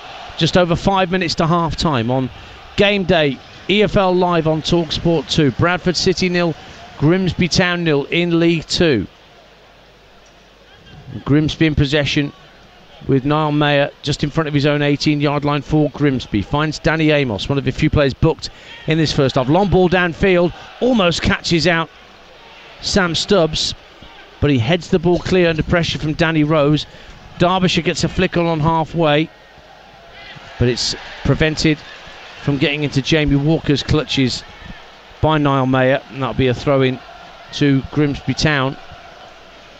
Again, I don't mind that, Ian, when the ball does come from back to front from Derby. Derbyshire won the header there, and it was both Walker and Poynton were in advanced areas of Derbyshire. So again, both gambling that he is going to go and win that header. Probably better that you have one gambling in behind and one picking up the second balls if he doesn't quite win it. But he was successful in the header there, won that aerial duel. Throwing on halfway to Grimsby. Danny Amos to take it just down beneath our commentary position in front of the two dugouts. Looking down the left-hand side for Rose, who gets a good contact on the header infield, but Clifton can't pick up the second ball. And Harry Lewis, the Bradford keeper, will smack it downfield left-footed. Looking for Derbyshire, but it's a good strong header from Harvey Rogers at the back for Grimsby. Now Malarkey into the feet of Nahua, but snapping into the challenge was Stubbs. And Camille Conte now receives the ball for Grimsby on halfway. Long ball downfield, looking for Clifton. Chest it down. Nahua. He's got Isa calling for it left-hand corner of the box, but what a challenge from Matty Platt just to keep it away from danger, at least temporarily from Bradford's point of view, because Grimsby have it back once again. Looking to force the issue at the end of this first half. 0-0 the score on Talksport 2. Holohan out on the far side of the field. Clips the ball back to Rogers on halfway. He gets his head up. Rose just pulling away for a moment from the attentions of Platt. He's got a bit of space to work in, but they're not looking for him at the moment. Up front for Grimsby. Indeed, Bradford win it back, but Lewis Richards just fires the ball downfield and bounces twice through to the Grimsby keeper Eastwood. 0-0. Yeah, I think it was all Grimsby there. You know, it was very comfortable. Bradford were defensively without the ball. You know, Grimsby, they do have to move the ball a little bit quicker. If it's 1v1, can that player get past his man and then commit another one, move them around? I just feel that, yeah, the passing's a little bit kind of needs to have a little bit more tempo, a little bit more whip and movement in the pass, a little bit laboured, I have to say. And Bradford are comfortable, just kind of shuffling around. Some good challenges coming in there, but just needs a little bit more intensity from Grimsby in possession. Mayer for Grimsby on the halfway line. To his right is his centre half partner Rogers. He fires a ball right-footed out to this near side, looking for Isa, but Halliday there again, but his header only finds Danny Amos, the Grimsby left back. He drills a ball to the right-hand corner of the box. What control from Nahua. Gives it back to Malarkey. First time ball into the box. Rose! It's 1-0 Grimsby Town!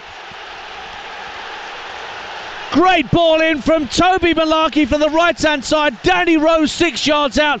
Planted the header beyond Harry Lewis. And as we approach the break, Grimsby lead. The skill from Nahua at first in the build-up was fantastic, but the ball in from Malarkey was just aching to be headed home. Rose duly obliged. It's 1-0 to the Mariners. Love to say it's an excellent goal. I think Grimsby have been the better team.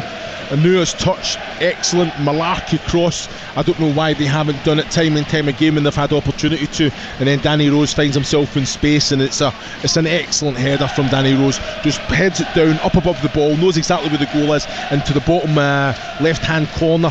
And Harry Lewis doesn't have a chance there, but everything about the goal was excellent. Amos with the big switch of play, Anua with that, Nahua with the excellent control, the way to pass to Malarkey, and then just the quality of the cross. Header was outstanding, and I think it's deserved. I was only saying in commentary not 2 minutes ago that Rose was just pulling into a couple of yards of space away from Matty Platt as Grimsby were building up play, and he was in space in between two Bradford centre halves to head Grimsby in front here on Talksport 2 as we approach half-time. That's his second goal of the season. Danny Rose, who joined in June from Stevenage. Well, this isn't a position that Grimsby haven't been in many times already this season. Once again, they score first. Exactly. So it's about now how they manage the game. This will be the catalyst. Now Bradford have to react to going behind, and it was probably in the best moment for them as well. They were actually coming into the game a lot more, so it's a great time to score just before the half-time whistle as well. We're about to find out how many minimum minutes of added time there'll be at the end of this first period. Fourth official down beneath us, Martin Brown, just about to hold up the board. We're going into 4 minutes of minimum stoppage time right now on Talksport 2 at the end of this first half. Grimsby lead at Bradford. So as it stands, Grimsby are going to just climb into the League 2 playoff positions ahead of this afternoon's 3 o'clock kickoffs. And they've won a free kick after a push on the goal scorer, just shy of the halfway line. And a free kick, and Mark Hughes is cutting a very frustrated figure down beneath us, Chris Iwelumo. Well, he's had a proper go at Danny Rose there as well. There was a few words back and forth. It was quite interesting. I think it was a very soft soft one. I think the official has to be consistent in that. Some he's letting go and he's pulling some up. So well, let's face it, Mark Hughes never went down cheaply, did he? In his playing days, not at all.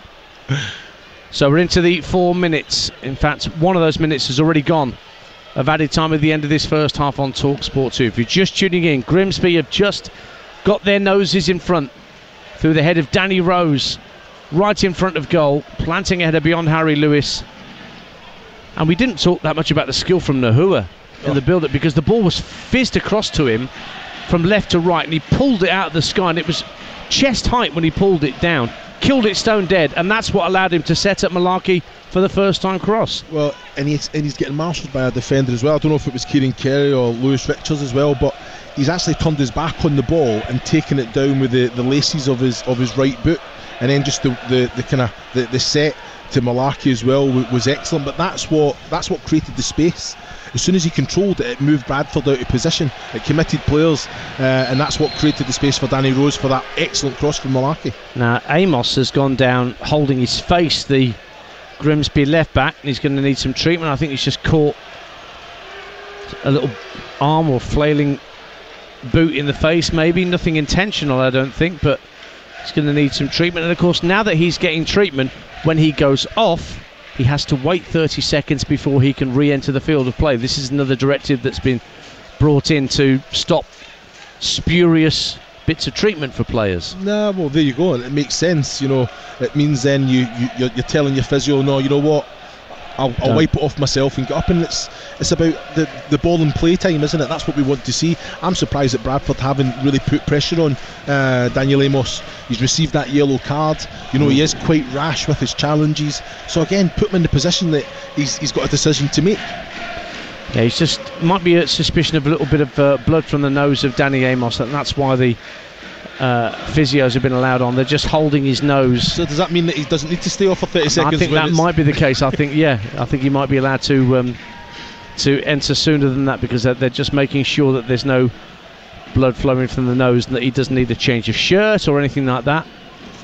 It might help if he has to change his shirt, because those red numbers on the back of the black and white striped shirts are an absolute devil to make out, aren't they, Chris Uwelimo? No, they are.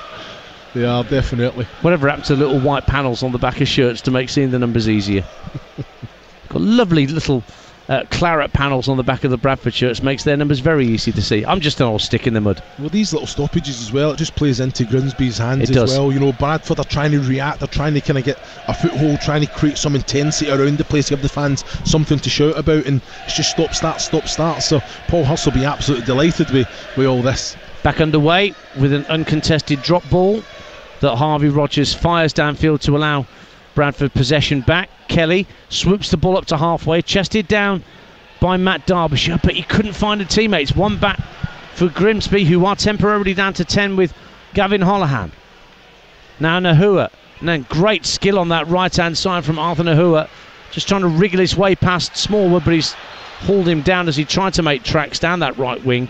And it's a free kick to Bradford. Rose is back on. We've played the 4 minutes of minimum stoppage time, but there'll be a bit more to play before the half-time whistle goes here, with Grimsby 1-0 up on Talksport 2, courtesy of Danny Rose's header. Yeah, I have to say, I think Mark Hughes there'll be a few harsh words said. Very, very too relaxed. You've already said about the playing with the handbrake on. He has to let the players go out and express themselves. Play higher up. That defensive line has a responsibility of stepping up and pushing the midfield line on the attacking line. I think it's going to go to a 2 in the second half, and just have the one in behind, whoever that may be. Probably Derbyshire, I think, would be better suited for that position. Picks up those little areas, but ask the question in behind from the likes of a Walker and Poynton, who are both very mobile players and can cause a lot of problems. Walker goes down as he tried to collect, or Derbyshire rather goes down as he tried to collect a long ball downfield. It just bounced off his chest and went out of play for a throw-in to Grimsby, trying to see out this first half. And indeed, the referee blows the whistle. You can hear a few boos around us here at the University of Bradford Stadium, but the Grimsby fans, both opposite us and in the Dallas stand to our right, delighted with the scoreline, because Grimsby lead by a 1-0 late in the first half. A header from Danny Rose's second league goal of the season.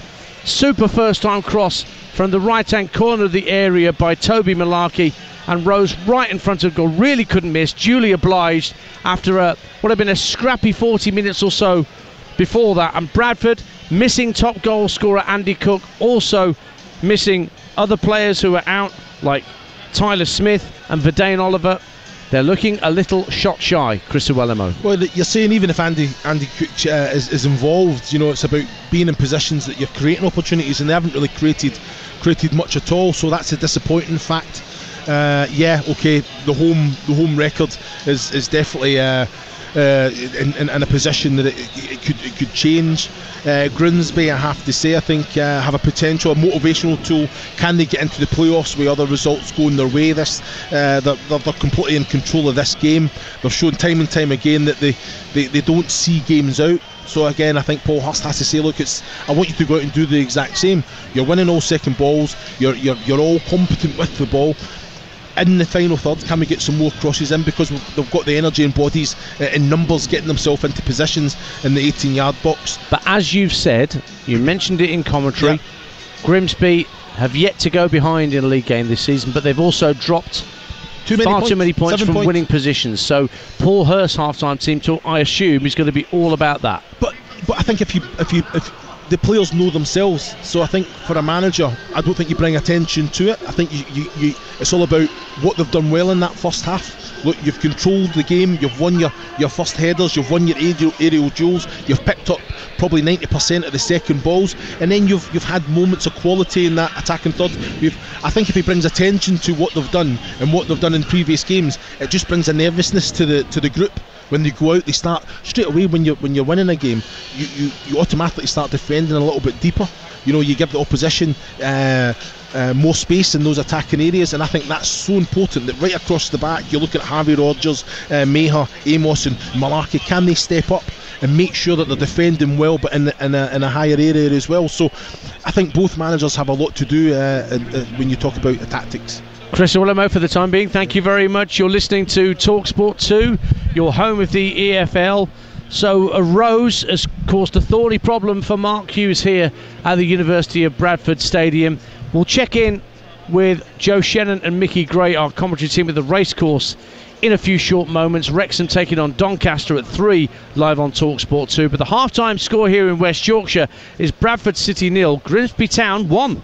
Chris Uwelemo alongside me gave notice that there were changes afoot at the break for Bradford, and indeed there are two players waiting to be introduced. Chris, Alex Gilliard is one of those, and Ryan Tulloch on loan from West Brom is the other. And I think your old mate Kevin McDonald is one of those that's bitten the dust after that first half. Yeah, and it's obviously it's a concern as well. I don't think there was really much in any challenges. I don't remember him going off or hobbling, but just again with what he's went through with the transplant, this heat, it can be quite exhausting as well. So hopefully everything's okay there. But again, the game definitely needed some fresh legs coming on, asking different questions, and I think Bradford have to come to the party. I don't think they've showed up yet, so they have to put pressure on this Grimsby side, who in my opinion are completely in control, but they can't be complacent in any way in this second half. Well, Alex Gilliard has come on for Kieran Kelly, who was one of those players out there on the pitch on a yellow card, and Ryan Tulloch has indeed come on for Kevin McDonald. So I sense a shift in formation here, Chris, because Gilliard's a midfielder. There's a centre half that's gone off, so it looks like Bradford may well be going to a back four in this second half. We'll get the second half underway and sort of pick the bones out of the formation that Mark Hughes has gone for in this second half. So 2 on, 2 off. McDonald and Kelly off, Tulloch and Gilliard on for the Bantams. No changes for Grimsby, who start this second half in front by a 1-0, wearing their black and white striped shirts, black shorts and red socks. Bradford in the claret and amber hoops, white shorts and socks. They're kicking from right to left as we look in the main stand, and they'll be heading Bradford for the cop stand that they like to do in the second half of home matches. Just waiting for the referee to get his instructions from the television director that we can get things underway, and indeed we do now for the second half, live and free here on your home of the EFL Talksport 2. And straight away, Bobby Poynton making his full debut, flicks the ball out to Halliday. Early cross into the box, cleared away by Harvey Rogers. And inside 15 seconds of the second half, Bradford looking more lively, and they win themselves a corner kick. Extraordinary. 1-0 Grimsby. Well, like I say, I think it's always important to come out. You know that there's going to be a lively start the second half for the team that's always behind. Excellent play from Halliday, asking that question. Great cross that was defended well, I have to say, but then winning the second ball, keeping the pressure on and winning a corner. But they have to be effective from these moments. Corner kick for Bradford, swung in, so 6 yards out, headed up in the air by Stubbs, and a comfortable catch for Jake Eastwood. So Lewis in goal for Bradford. I reckon it's now Halliday, Platt, Stubbs and Richards in a back four. Smallwood, Tulloch, Derbyshire, Gilead in midfield, Walker and Poynton up front. For Grimsby, Eastwood in goal, Malarkey, Rogers, Mayer and Amos in a back four. Consey holding, and then Nahua, Holohan, Clifton and Isa behind Rose, the goal scorer, up top in a 4-1-4-1 formation. And Grimsby have won a free kick with Conte just getting a nudge in the back as he tried to win a header just inside his own half. Grimsby's away record last season, pretty good. 1-9 but lost 11 on their travels away from Blundell Park last season. They've not won in this area of West Yorkshire since 1997. That was the days when Clive Mendonca was plying his trade for Grimsby Town. In it goes into the box. Rogers wanted to get a head on it for Grimsby, but it went way over his head. It was struck too harshly downfield, in truth, by Danny Amos. And Bradford have a goal kick, and Harry Lewis urges the ball boy behind that goal to get the ball back quickly.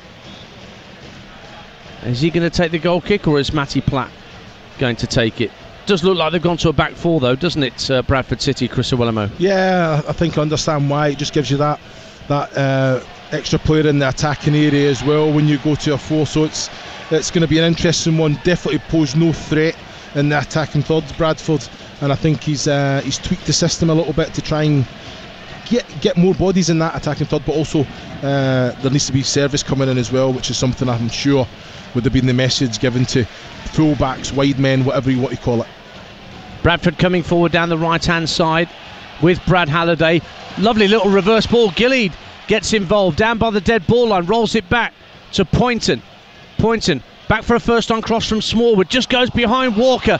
Hurried clearance from Malarkey for Grimsby, gets it out of harm's way for the visitors, but Bradford have won the ball back. This is much better already in these early stages of the restart from the Bantams, but they still trail by a goal to nil. No, it isn't. It's about just doing the basics well. You know, I think winning your duels, that's the second ball for me. You know, I think Grimsby defending well, but every clearance, every header, it's fallen to a Bradford shot. You know, I think they're contesting, and it's about being competitive, and that's something that was very, very lacking in the first half from Bradford. Walker out to the Bradford left, the near side to us. Lewis Richards comes in field, runs into Malarkey, who fouls him, and it's a free kick to Bradford. Referee just trots over to make sure there's no afters between Malarkey and Richards, but it will be a Bradford free kick just beyond the midway point of the Grimsby half, to the left of centre. Chance for Jamie Walker to bend one in with his right foot maybe, and trying to get something in between centre halves and goalkeeper and see who can profit, Chris. Yeah, exactly. You know, I think, listen to this place now. You know, they see their team going out there, being competitive, putting Grimsby on the back foot, and it's all about capitalising when you're on top, putting the ball in the back of the net when you're putting this pressure on the opposing team. In it comes from Walker, deep terrible to the far post, but overhit, but somewhat flapped at by Eastwood, and it's gone behind in the end, and Bradford have got away with that. They've got a corner for what was a poor free kick delivery. It was a terrible free kick from Walker coming in there, but I've got to say, Jake Eastwood as well, I don't even think he has to come out for that. It's going out to play. You know, I think I'm trying to think who it is that's going round. I think it was at Platt, I think, going round. I don't think he's going to keep that one alive, and the goalkeeper was up 2 metres high, if not more, flapping at that. I think it was Stubbs that ended up colliding almost with his own goalkeeper. So it will be another corner for Bradford City, where the Cop meets the Midland Road stand over on the far side of the field from us. Left-footed in swinger. Up goes Stubbs at the far post, heads it against Rogers, and behind for another corner Third corner in quick succession at the start of the second half for Bradford City, but they're still 1-0 down. Not keeping the pressure on, and this, like you say, it just puts Grimsby under that pressure. I've got to say, an excellent corner in, very, very well worked. Stubbs free-headed at the back area, and all he's trying to do, Ian, is put it back into that danger area. Not go for goal, just put it back in where the numbers are. Walker with the latest corner for Bradford. Oh, it's fizzes across the 6-yard box, and it's nicked away just in time for Grimsby by Danny Rose, the goal scorer. Comes out to the right hand side. Halliday puts the ball into the box, looking for Walker. Brilliant header behind from Malarkey. Yet another corner. 4 corners at the start of the second half for Bradford City. 1-0 Grimsby. See, this is the thing, you know, I think that now they've reacted well, they've started the second half well, but start the game like this, Ian. You know, get the fans right behind you. Here comes the corner from Walker. Heads go up at the far post. Guided down for Halliday to drive it in from the right-hand corner of the box, but it's blocked by Grimsby legs. Comes out to the halfway line. And Conte did really well to get the header in ahead of Richards, but there was nobody up there with him in a striped shirt. And so the Claret and Amber Hoops have it back. Halliday, long ball downfield, but it's too long and too straight for Derbyshire, who throws a withering look at Halliday as it bounces through to Jake Eastwood. So have Grimsby ridden out the storm at the start of this second half. 6 gone after the restart. It's still Bradford 0, Grimsby 1 on Talksport 2. Yeah, I think it's one of them. I think Paul Huss will be happy. They've defended well when they've had to. Some last ditch little headers, just nicking it away. Yeah, conceding the corner, but I think defended very well from both. Ball bounces in the middle of the Bradford half, and Stubbs got there just ahead of Rose. Long ball downfield, asking Derbyshire to give chase and Poynton, and Eastwood for Grimsby has to come out to the edge of his penalty area and volley out of play for a throw to Bradford, which Halliday's going to take. Throws it into Bobby Poynton, remember, just 19 years of age, the Bradford number 23, making his full debut this afternoon for the Bantams. Richards, good skill from Lewis Richards, cuts infield, looking for an option down the left hand side, and he was brought down by Conte, and the referee wants to book Camille Conte for that challenge. Another Grimsby player going into the notebook. Another free kick to Bradford from a very similar situation to the one that wasn't delivered too well by Jamie Walker a moment or so ago. Yellow card issued to Conte. So again, midway point of the half, quite a way to the left of centre for Bradford City's free kick. Yeah, I've got to say, I think it needs to be better quality coming in. Fantastic play from Lewis Richards and Tulloch just linking up there. Tulloch, fantastic athleticism as well, just taking it away, moving the ball, invited that challenge from Conte, and like you say, I think rightfully so the yellow card comes out. But from these moments, from these dead ball situations, the ball has to be quality coming in. Yes, beat the first man, put it right on top of the goalkeeper already. Eastwood, I think he's coming out flapping at a few things, so put it right on top of him with so many bodies running across the face of him. Sometimes they just drift in the back. Smallwood to take this kick. The Bradford captain doesn't beat the first defender. Chris Awelamo's absolutely right. Comes out to Lewis Richards, centre of the Grimsby half, gives it back to his captain, and Smallwood fires it along the deck back to the halfway line for Halliday to bring it forward for the home side. Out to the right wing.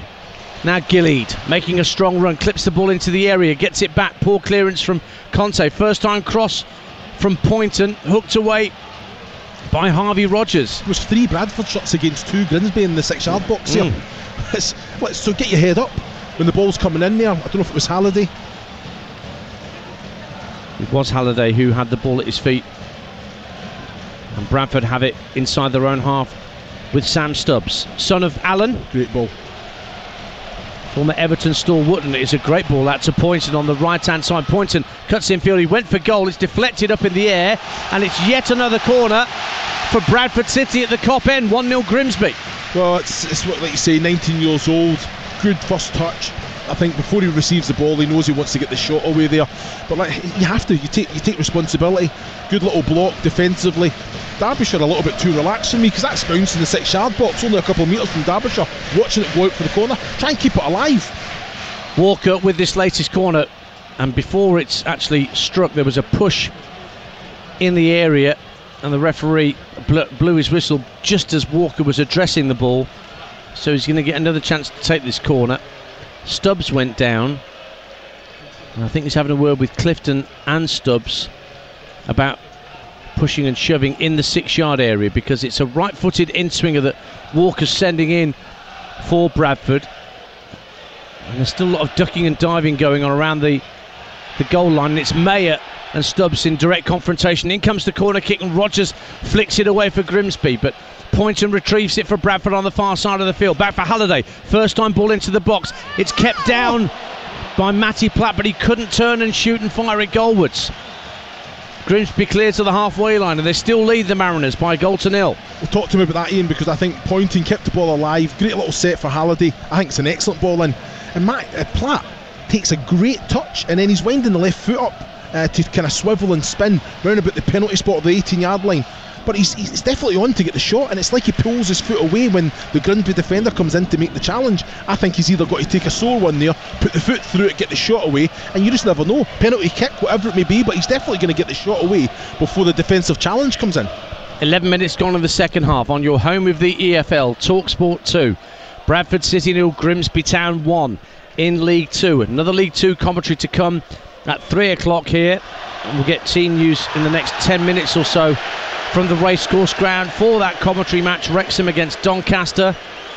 And don't forget, from 4 o'clock this afternoon, all the build-up and then live commentary over on Talksport of Ukraine against England in the Euro qualifiers from Wrocław in Poland, with Adrian Durham, Stuart Pearce, Jim Proudfoot and Faye Carruthers, your team at the stadium in Wrocław. And then a game day phone-in from 7:30 tonight, a little bit later, with Jamie O'Hara and Jermaine Pennant.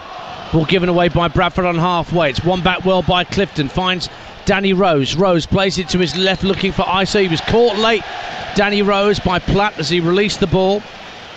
And it will be a free kick pretty much right in the centre of the Bradford City half for Grimsby Town, who lead by a goal to nil. Chris Iwellamo. Yeah, I've got to say, I think excellent play there from Grimsby as well. Danny Rose riding a couple of challenges. The ref, he's played on in the right moment as well, and then there was a strong challenge, but I think, was it Lewis Richards there in good possession of the ball. I know he's trying to play and ask that question in behind, but you know, it's a sloppy pass right in the middle of right on the halfway line as well, when all those players are committed and really kind of left themselves open defensively there, Bradford. So just need to be a little bit better in possession of the ball.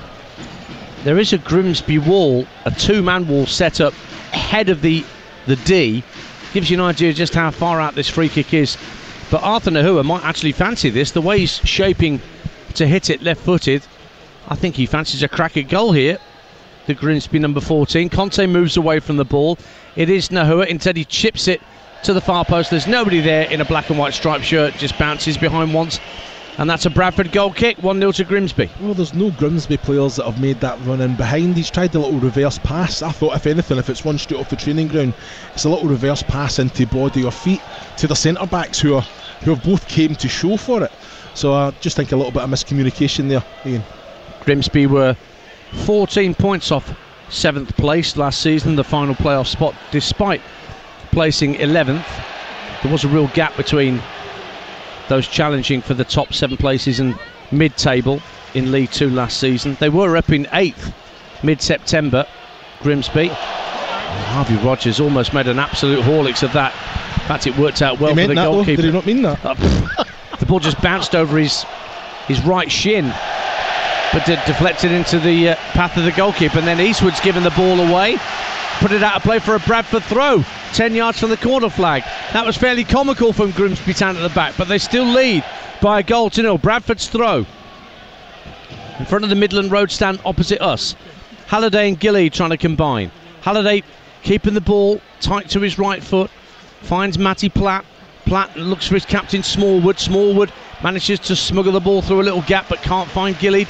It's out of play for another Bradford throw, far side. Very, very scrappy again there. You're looking at, like you say, Harvey Rogers. He's actually put the right foot through it, but the spin on the ball's went behind him to Jake Eastwood, whose distribution for me today is been not too bad, but again, giving it away, just inviting Bradford onto them. And that's what I'm saying about Grimsby. When they're in the leading games, they have to make better decisions.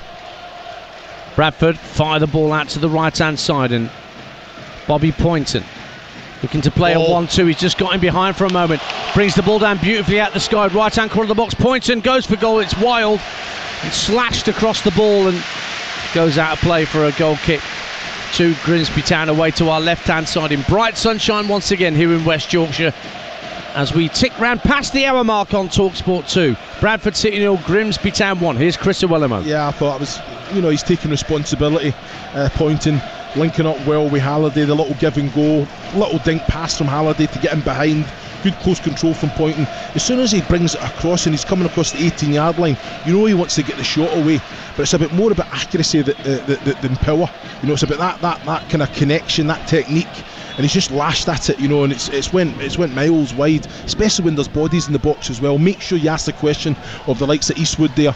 The save can go anywhere, and you've got bodies in there, the likes of Walker and Derbyshire, that can react to it and maybe get an opportunity. Back it goes to Jake Eastwood, the Grimsby Town goalkeeper, who clips the ball right-footed downfield. Down goes Rose, under no great pressure from Platt, who wins the header. Rogers picks up the loose ball in the centre circle for Grimsby, shovels it to his right for Malarkey. Malarkey slides a lovely ball down the right side of the area, almost snaked its way through to Holohan, but it was a good interception by Sam Stubbs in the end. It's out of play for a throw. Again, Malarkey, for me, great energy. I think both right backs have done well today. Quality of pass as well. He's up and down. It's a great ball. He's trying to thread it through a very small area for Holohan, who's making that run in behind. But he's been ever present, hasn't he? Bradford trying to bring the ball away, but Richards is dispossessed by Holohan. Throw to Grimsby, who lead by a 0 and will be going into the playoff places if they hold on to these 3 points and end up with 12 from their first 7 played, ahead of all the big games this afternoon. MK Dons Notts County is first against second this afternoon at 3 o'clock at Stadium MK. Joe Shannon will keep you up to date with goals as they go in. There's a couple of League One fixtures as well, but not too many in England's third tier today, with plenty of international call-ups. And speaking of international football, England-Ukraine live at 5 on Talksport. The build-up starts at 4 p.m. inside the stadium in Wrocław with Adrian Durham, Jim Proudfoot, Stuart Pearson, Faye Carruthers, our team out there in Poland. See whether England can continue their seemingly serene progress towards qualification, a bit like the serene progress Scotland are making towards qualification. Chris Uwelimo. Should be quite a game on Tuesday night on Talksport at Hampden. Definitely. Ball's given away on halfway by Bradford's Jamie Walker. Now Rose getting away into the area right hand side. Sam Stubbs comes across and slides in with a great challenge, but Isa has it back for Grimsby down the left hand side of the box, but he's dispossessed by a strong challenge from Brad Halliday, and Bradford have possession back. Clip down the right hand side. Pointon finds Gilead. Pointon again trying to shrug off the challenge down the left hand side of Amos, and Grimsby won it back. Holohan just runs into trouble. Derbyshire picks up the loose ball. Walker's making tracks on his outside on the right wing. Walker tried to play it back infield. Camille Conte stepped in front of Derbyshire with a strong foot, but then a loose touch from Isa, and it's won back by Bradford, and Tulloch was making a run in from the left hand side, but the ball from Poynton was hit too straight and too firm, straight through to Jake Eastwood, the Grimsby goalkeeper. But there are signs from Bradford City in this second half that there's more about them than there was in the first. Still 1-0 Grimsby though, Chris Uwelimo. Yeah, definitely signs, Ian. I think I think competitive, getting the challenge and winning those second balls, but just that final pass, the quality of that Matt Derbyshire there, when he's trying to play the pass to Walker, it has to be in behind. He's got basically the full half to run in behind. He took a little bit off it, allowed Grimsby, I think it was Amos, to come in and defend well, and Poynton as well just put too much on it. Those little moments, they have to be better, especially when there's no pressure on the player playing the pass as well. I mentioned that Ali McCoist and Andy Townsend back on Monday morning with Talksport Breakfast when you wake up at 6. But if you prefer music to start your day, then don't forget Chris Evans on Virgin every weekday morning from 6:30 in the morning. You might hear from great Scottish bands such as Simple Minds, following their appearances on both Talksport and Virgin last week. See, Chris, we take care of bands north of the border, good, as well as south. I'm sure Texas has been on lately. Oh, if only you could get the sensational Alex Harvey band. If only Alex was still around, that'd be a great Scottish band to get on the air. Your eyes have just glazed over when I mentioned that band's name, hasn't it? Not at all, not at all. We'll be off to the racecourse in a minute and get team news from Joe Shannon ahead of our 3 o'clock commentary. Wrexham against Doncaster, but Grimsby, a goal to the good here, have possession with Nahua down at the corner flag of the Dallas end in front of those travelling Grimsby supporters who've got plenty to be happy about at the moment. They've played the ball out, Grimsby. Malarkey thought that Danny Rose was down injured, but he just got to his feet, and so the throw is Bradford's, and they'll just get on with it. They're not going to give the ball back to Grimsby as another substitution is being readied by Bradford. I think Grimsby might be thinking of making changes as well to try and preserve this 1-0 lead that they have. And Bradford take the throw. Lewis Richards throws it in field. Halliday fires it up to Poynton on halfway, clips in field for Gillied. Poynton's gone again. Good strong run from the youngster, making his full debut this afternoon up against Amos, but Gillies made a run, overlapping run down the right, clips the ball into the area, headed back to him from the near post by Holohan, and then Gillied wins a throw down by the corner flag. Much better. Poynton and Gillied having a really good understanding as well. It's not a great ball, but it's not a terrible ball either. Keeping possession, keeping that pressure on Grimsby. I think they're having to defend very, very well, Grimsby, getting everyone behind the ball. Well, here comes the change, Chris, and the Villa loanee Chisholm Afoka, just 19 years of age, on loan from Aston Villa. It's his first loan out of the Premier League side. He was a West Bromwich Albion youth before moving to Villa Park, and he comes on for Matt Derbyshire. And despite only being 19 years of age, I think it's fair to say Chisholm Afoka's already quite a unit. Definitely. Very true. Very broad of shoulder. Let's see whether he can put himself about and add a more physical threat. And already he's trying to shield the ball and win a corner, and he's done just that. Chisholm Afoka, that's going to get him on the good side of those in the Kop stand away to our left, because Bradford have another corner. Well, for him himself as well, coming on and straight away having a positive impact. Straight away he's attacking a corner. He's on the goalkeeper just now. He's standing right next to Jake Eastwood. Poynton is going to take this corner kick for Bradford. Left-footed in swing, a high looping centre to the far post. Tulloch is going to let the ball run out because he thinks it's another corner, and indeed it is on this near side. In the Rugby World Cup, Italy have just beaten Namibia 52-8. Remember, the All Blacks lost to the French last night in the opener. England play Argentina tonight. Here comes the corner from Bradford. It's sent in, but comes out to the edge of the area, and Halliday just flashed a volley from 35 yards out. Eastwood watched it all the way. It wasn't on target, and I think he had it covered, but it was a fierce hit from Brad Halliday. Goal kick to Grimsby, and the Mariners still lead by 1-0 on Talksport 2. Well, it's an excellent corner in from Walker. I think it was Danny Rose that got the clearing header, like you say, 30 to 35 yards. Halliday taking it on. Technique was excellent. Just made sure, tried to keep it down. It just went over the bar there. Definitely had Eastwood scrambling a bit as well, but better from Bradford, like you said, keeping that pressure on Grimsby, corner after corner, making the right decisions in the attacking area on both flanks. I think Poynton and Gillied really have an understanding. We just need more final opportunities, more crosses coming in, and like you say, they've got the numbers in the box when they do come in. Bradford 0, Grimsby 1. 68 minutes gone on a drinks break in progress, with temperature still around the 26-27 mark. Just a reminder that NFL Sunday, a triple feature. We've got the 49ers at the Steelers from 5 p.m, followed by Packers against the Bears, and the Giants and the Cowboys locking horns in the wee small hours of Monday morning. Will Gavin will be your host. We are your home of the NFL as well as the EFL here on Talksport 2. Regular American football commentaries right throughout the season that is just getting underway, with the Kansas City Chiefs losing their opener to the Detroit Lions, having won the Super Bowl last year. It sounds like I know what I'm talking about with NFL there, doesn't it? I've almost convinced you that I know what I'm talking about, don't I, Chris? I thought you had. I thought you did. Honestly. What I know about the NFL, you could write on the back of a postage stamp with a very thick marker pen and still have plenty of room.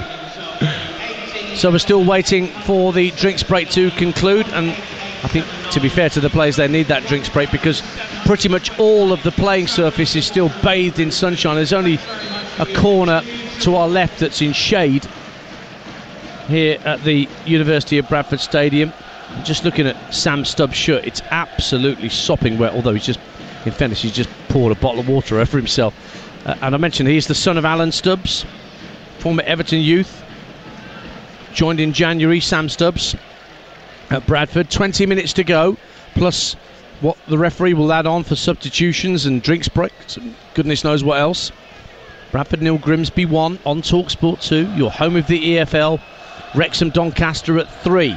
Again, live on Talksport 2 from this League 2 division, which is so fascinating given the high profile that Wrexham bring. But Notts County, the other team that came up with them, have been arguably more impressive.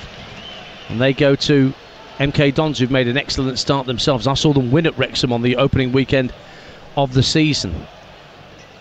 And with Graham Alexander in charge, they're a tougher nut to crack, Milton Keynes, this season. Now, Rayan Tulloch looks to get onto a flighted pass for Bradford, but it's sailed over his head and out for a Grimsby throw.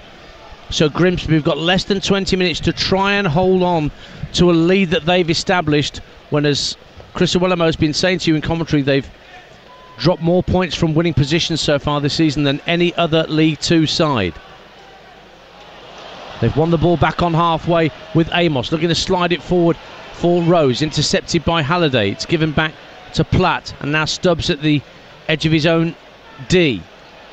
Finds Smallwood and then guided back calmly to Harry Lewis. Lewis looks long downfield for Afoka, but Harvey Rogers got a very strong head on that at the back for Grimsby. It might break for Nahua, who picks up the ball at the edge of the area, getting the ball onto his left foot, gets the shot away. Good save, Lewis. Beat it away with his right palm, comes out to Isa, who tries to drive, and that's well wide.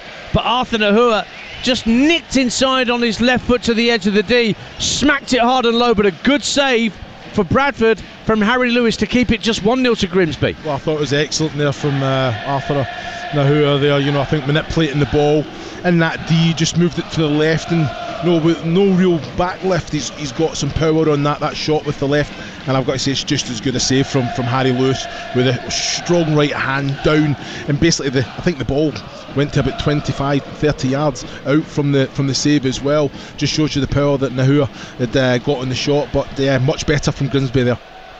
Poynton can't keep the ball in play on the far side for Bradford. Throw in to Grimsby Town, but before that will be taken, there's going to be a change made for Grimsby, and they're going to take off Danny Amos, who is on a yellow card, we shouldn't forget, and Miche Efete, former Palace and Norwich youth fullback, is going to come on to replace him and go out to that left-sided position for Grimsby Town. 1-0 the Mariners lead. Yeah, I'm surprised that change hasn't came a little bit earlier in the game. In fairness to Amos, I think he's defended well in the second half. Been asked a few questions as well with that Gillade. Oh, good skill, Rayan Tulloch for Bradford in the centre of the half. He tried to play it left for the run of Lewis Richards, just couldn't find it through to him initially, but in the end the ball ricochets out to Richards. But now Grimsby have got more men behind the ball. Tulloch runs into trouble. It's won back temporarily by Gavin Holohan, but then Afoka steps in strongly for Bradford City. The substitute, Gillade, another substitute on the field for the Bantams, takes over.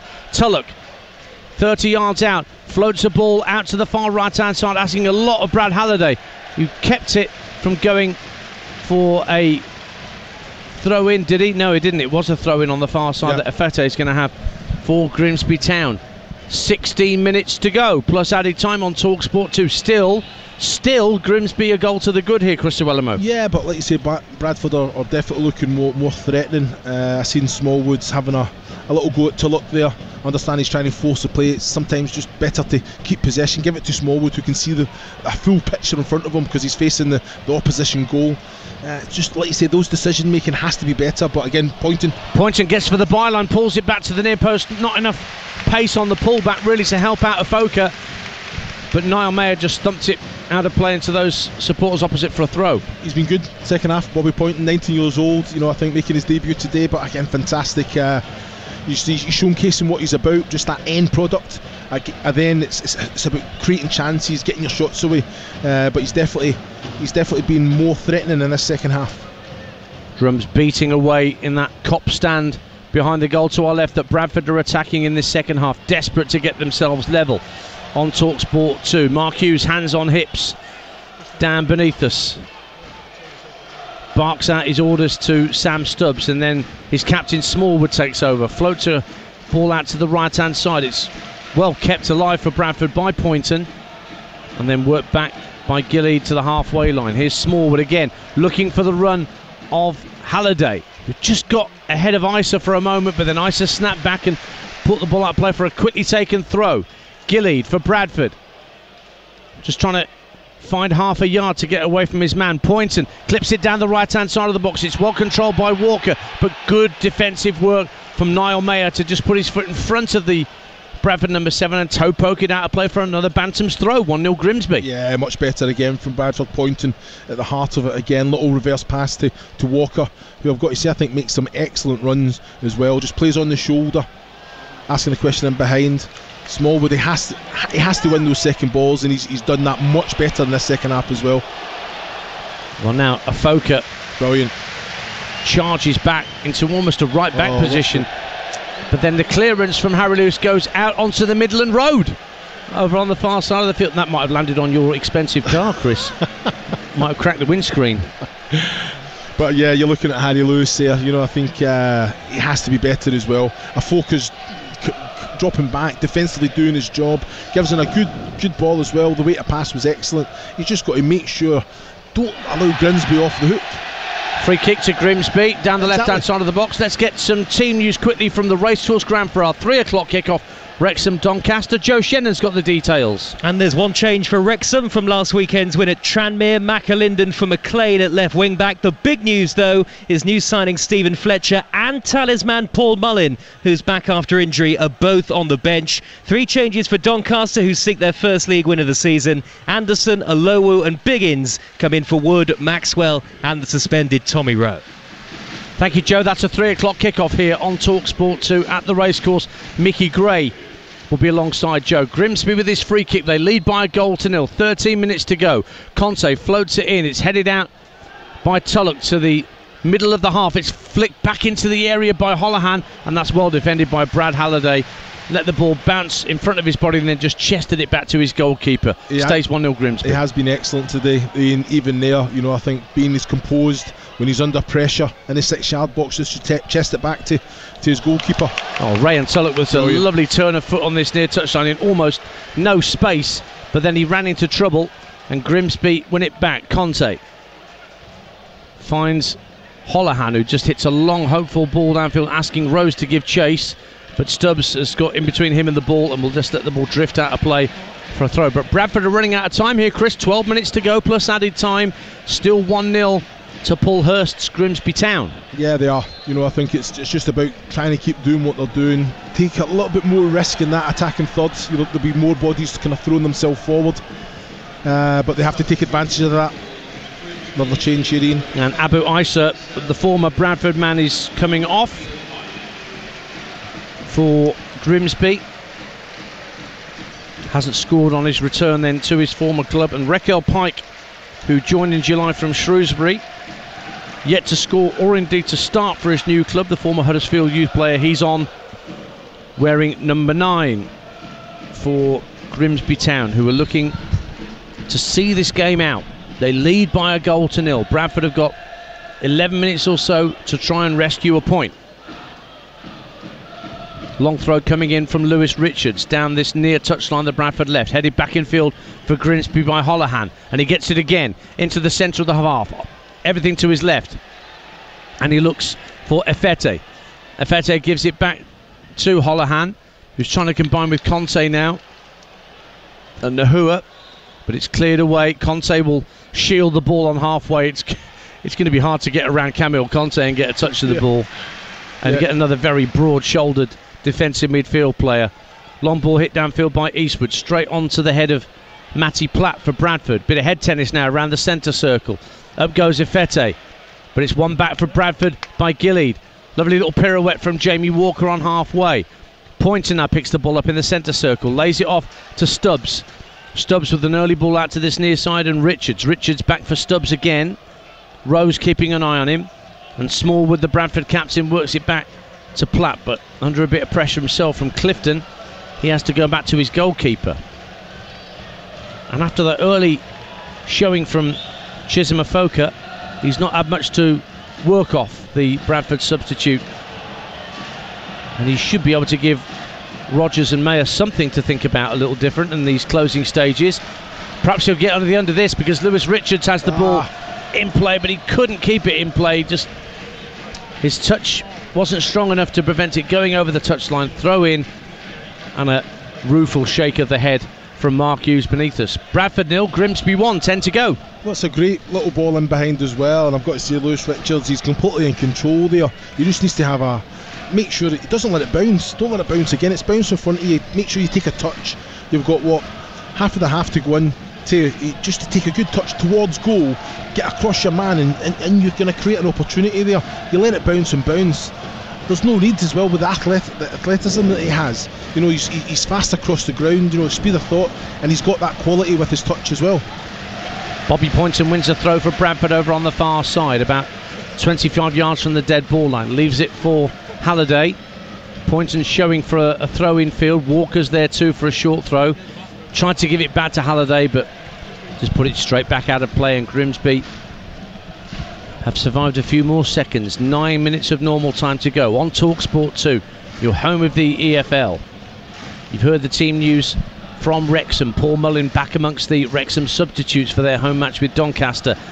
Mickey Gray alongside Joe Shennon for that one, and those guys will take over at the conclusion of this game. That is going Grimsby Town's way. Stubbs for Bradford, guiding the ball out to play for a Bantams goal kick. And Bradford are looking for something special in these closing stages. Well, I wouldn't be surprised if a Platt or a Stubbs goes up as a striking option here. Oh, here we go. Because there's got no physicality, and I think Bradford are going to have to go a little bit more direct. Well, that's why Jamie Walker is going off, and Emmanuel Osadebe, who broke his leg in his first league appearance here in August of last year and has battled back. He is on. He's a midfielder, but again, tall and rangy. Yeah. He will be an added bonus up front for set pieces and balls floated into the box. You would think for Bradford in these last few minutes is they could presumably go a bit more direct to try and get themselves level. Grimsby trying to hold on. They've conceded a free kick to Bradford just inside their own half, Grimsby. And Smallwood, the captain for the Bantams, takes it short to his left for Lewis Richards in a bit of space in the shaded area of the pitch. Good early ball, headed away well though by Holohan, back doing some great defending for Grimsby, and then it's taken away by Pike for the visitors. Gets into the opposition half, runs into Stubbs, out of play. Grimsby Town throw. They still lead the Mariners by a goal to nil with 7 minutes left of the 90 on Talksport 2. Good play, Raquel Pike there, all completely on his own. You know, he's got the ball, he's got two Bradford players around him, just moving it slowly, then just knocks it in behind, and it's a very timely challenge by Stubbs there. It's all the Grimsby fans you can hear, most of them opposite us in the Midland Road stand, making all the noise. Shirt sleeve order for the most part, one or two who are not even bothering with a shirt, but then you see that at Newcastle in the middle of January. You do. And whilst we're all sweltering in these, it's not long, is it, Chris Uweleme, before the thermals come out, the thermal socks, before the clocks even go back, your wardrobe completely heated gilets. Give over. That's you, isn't it? You wouldn't dare. I blame Sam Matterface for that. He started that nonsense along with Danny Higginbottom, our old friend. What a man. There's no working in the States. A change made for Bradford, and it's enforced because Sam Stubbs looks to be limping a little, and so that means Jonathan Tompkinson comes on for his debut on loan from Norwich City, a centre half. Made a few appearances on loan at Stevenage last season, so he's on for one last roll of the dice for Mark Hughes. Ball's back with the Grimsby goalkeeper to our left, Jake Eastwood. Under no pressure, although Afoka now comes to close down a bit of space, so it's fired downfield by Eastwood. And a strong header from Richards, but it might work for Rekiel Pike. Oh, that's good covering from Matty Platt. Oh. And then just sells the dummy to Rekiel Pike and plays into the feet of Smallwood. Smallwood under a bit of pressure from Holohan at the edge of his own area. There's a Grimsby player down. Clifton, I think, just looking to see where the ball is, to see whether he's going to stay down a little longer. Now he's slowly picking himself to his feet. It's like Lazarus, he's come back from the dead. Meanwhile, Bradford are coming forward. And Danny Rose is back fit again, and the ball hits his back. But he's got the benefit of it. A slip from Matty Platt, goes into the area, goes down under pressure from Gilead. Breaks for Rekiel Pike. Pike wins the corner of Gilead. Grimsby have a corner at the Dallas stand end. They lead by 1-0 on Talksport 2. Well, Danny Rose definitely feeling it. I think he's worked ever so hard for Grimsby. He's covered so much grass as well, and you can see he's breathing hard at the minute. The referee on a few occasions. Yeah, but come on, the way he got to his feet, he was suddenly sprinting. Yeah. Come on. Definitely. There's definitely an argument for it. I think Sam Purkis has looked to the skies and shaking his head in amusement on a few occasions with Danny Rose. Afete with the corner for Grimsby, deep to the far post, and Platt has to head it behind. Rose was right behind him. So it's another corner kick, this time with the Midland Road meets the Dallas stand. So Grimsby fans will give Nahua a bit of a cheer as he comes over to that far side to take this corner kick for Grimsby. Still 1-0 up on Talksport 2 as we head into the last 4 or 5 minutes of normal time. Off to the race course once we're done here. Wrexham Doncaster is live at 3 o'clock here on your home of the EFL Talksport 2. And England-Ukraine at 5 over on Talksport. Nahua's corner for Grimsby. Headed away at the near post by Osadebe. Poynton trying to bring it further clear. Only one person ahead of him, and that's Rayan Tulloch. Will he get there before Clifton? No, Clifton's clearance flies over my head and into the top tier of the main stand here at the University of Bradford Stadium. Thrown back and lands on the top of Mark Hughes' dugout. And Bradford tried to take a quick throw, but 2 balls were on the pitch in the end. Richards for the Bantams into the feet of Osadebe. He's just had the ball nicked off his toe by Conte. Now a throw goes into Afoka, holding the ball up well. Osadebe clips the ball out to the Bradford right hand side. 3 minutes to go, 1-0 to Grimsby. Bradford coming forward. Poynton down the right hand side, gives it back to Halliday. Lovely quick feet from Brad Halliday. Clips the ball into the area over the head of Afoka, headed up in the air. It might drop for Rayan Tulloch. It's actually volleyed clear by Pike, and then Rose inside his own half for Grimsby. Gets it up to the halfway line. Holohan takes over. He's got Pike on the overlap, inside right position. Now Rekiel Pike darting for the right hand corner of the penalty area. Holds play up and brings in Malarkey. Malarkey's ball into the area, looking for Holohan, who went to ground and half-heartedly looked for a penalty. Nothing doing, says the referee, and Chris Willemo just grins to my left-hand side. Yeah, he knows exactly what he's doing, Holohan there. I've got to say, it wasn't a bad touch, but it just got away from him, about 10 yards from goal. He falls to the ground far too easily, but I've got to say, I think Danny Rose, good intelligent play, makes the ball stick, little flick over his head, Pike in behind. It was a real opportunity to kind of put Bradford to the sword there, Grimsby, but they never capitalised. Well, Tompkinson was just playing chicken there with Danny Rose with the ball at his feet at the edge of his own 18-yard box, but here come Bradford. Poynton, right-hand side of the area, running at Afete. Checks onto his left. Can he get the cross? He pulls it back to the edge of the area. Gilead onto his right. 1-1. Alex Gilead brings Bradford level with 90 seconds to go. Mark Hughes punches the air, and Grimsby Town have dropped points again, it seems, from winning positions. And it's Alex Gilead from the edge of the area letting fly. Poynton gets the assist on his full debut, and it's all square in West Yorkshire. Bradford 1, Grimsby 1. Well, that's an excellent strike from Alex Gilead there. I've got to say, Poynton manipulating the ball, moving it when he's released it to Gilead. I think it was for Smallwood who was behind, but Gilead's taking the opportunity, taking the responsibility, moved the ball onto his right foot, and then you know what? Power, accuracy into the bottom left hand corner. And I've got to say, Eastwood had no chance whatsoever. It was an excellent strike from Gilead there. First goal of the season for Alex Gilead for Bradford City, and it's 1-1 on Talksport 2, and we've still got a good few minutes to play. Chance for a winner for either side. Grimsby players sunk to their knees, almost to a man, when that ball flew into the back of the net from the right foot of Alex Gillard. That sinking feeling that's all too familiar for Grimsby in these opening weeks of the season, when they're in great positions in games but just can't quite convert. And now we move into added time, and there will be at least 6 minutes here from this point on, with a score at 1 apiece. So the thing for me now, it's risk and reward, isn't it? You know, you've just got the goal.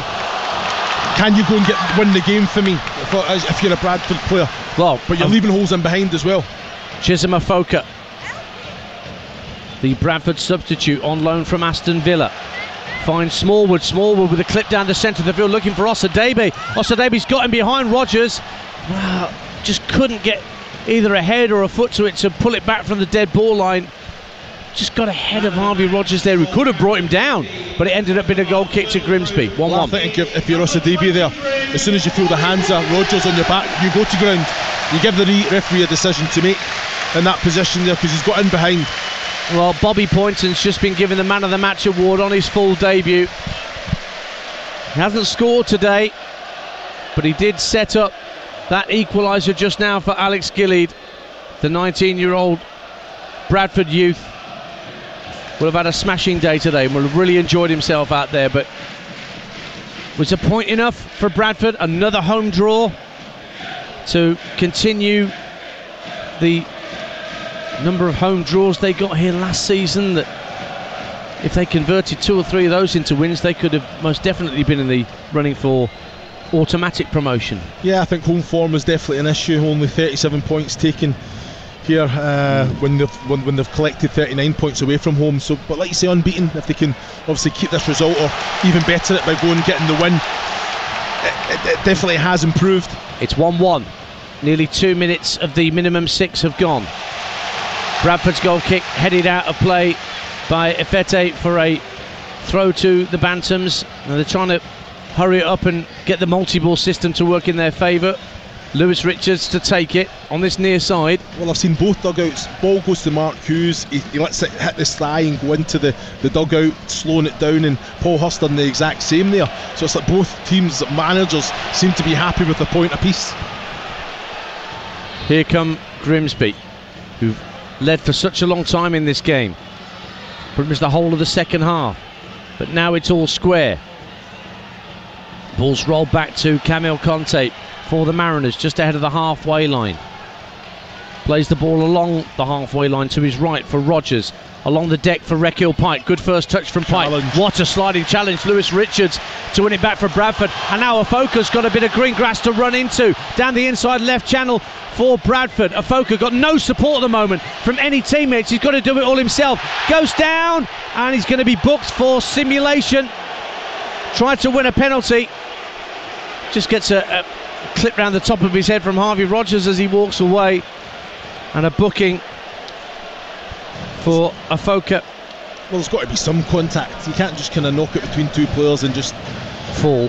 Yeah, platoon, wasn't it? Yeah, it was Willem Dafoe. There's got to be some sort of.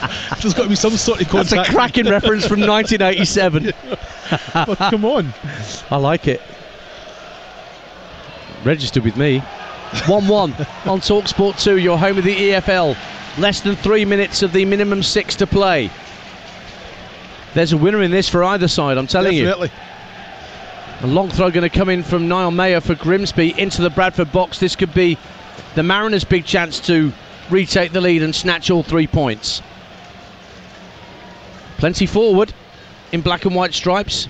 Mayer on this near side, the Grimsby right, hurls it into the near post. Rodgers tries to get a flick, drops at the edge of the area, driven goalwards and wide. Chance there for, I think it was Harry Clifton who had the effort in the end, but dragged it well wide. Left-footed goal kick. Bradford 1-1. Well, Clifton as well. As soon as he seen that bounce, and it was all about timing. He was arriving, slowed himself down, and he was so disappointed with himself just with the connection that he made with the ball, because he should be asking the question of Harry Lewis there. 1-1 on Talksport 2. Free kick to Grimsby for a push by Afoka. Got to be a little bit careful. He's only just been booked for that simulation inside the Grimsby penalty area. Rodgers getting to his feet. I think Sam Purkis, the referee today, has been excellent. I think again understands that as well. Afoka, the tempo, the intensity of the game. Okay, rightfully so, has to book for the dive, but in those moments, very easily could bring out a yellow card. Flick down the right hand side from Danny Rose for Grimsby. Tompkinson hoofs it out of play for a throw right by the corner flag at the Dallas stand end on the Grimsby right. Another chance for Mayer to hurl the ball into the box. We're into the last minute of the minimum 6 that have been added on here at the University of Bradford Stadium. 1-1 between Bradford and Grimsby on Talksport 2. Mayer about to send this long throw into the Bradford box. Rogers gets a flick on, drops around the penalty spot, drops for Clifton with another shot. It's blocked out to the right hand side of the box and it's fired over the bar. Niall Mayer tried to keep it down but just lifted it well over the crossbar, and that's a goal kick for Bradford City at 1-1.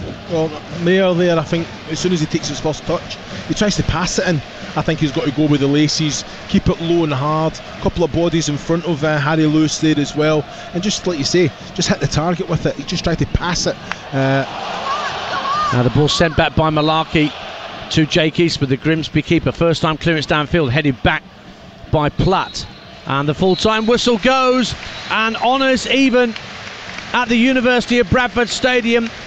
Bradford continuing to draw games at home as they did so often last season, and Grimsby continuing to drop points from winning positions as they've done quite often so far this season. They led right on half-time through a Danny Rose header from Toby Malarkey's precise first-time cross, and they held that lead right up to just before added time when Bradford substitute Alex Gillard fired home from the edge of the area after being set up by Bobby Poynton, the young 19-year-old making his full debut for Bradford today. Scrappy, untidy at times, but Paul Hurst will go away by far the more irritated manager with this result, Chris Uwelema. Yeah, well, he'll be frustrated. I think it's they have to address it. Now, they did create opportunities in the second half. They had to weather the storm. I thought they defended well, but you've got to remember, since that defeat away to Notts County, they've won 2 and drawn 3. Unbeaten in 5 league games now, and there's always a positive spin in, and I think that's where they've got to focus, trying to instill that confidence. And like you say, it wasn't really an individual error. It was an excellent finish from Gilly from the edge of the box. It's found the bottom left hand corner. So again, another 2 points drop from a winning position. 9 now. Still got the first goal. Again, that's a positive. So again, it's all about just focusing on positives, working on the negatives and taking that into the next game. But unbeaten in 5 league games. I think from Mark Hughes' Bradford side as well, they'll be delighted that they've got the goal, because they were threatening that all second half. But they have to start games like that.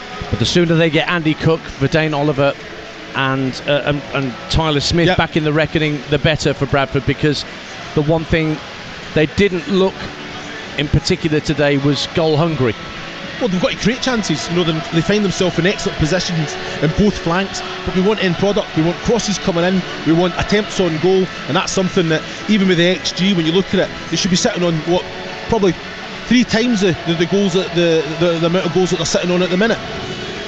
Well, looking at their next fixtures, Bradford entertain Harrogate here next at the UOB before a trip to Newport. Then they've got a cup tie against Middlesbrough in the Carabao Cup here in West Yorkshire, before games at home to Walsall and away at Tranmere.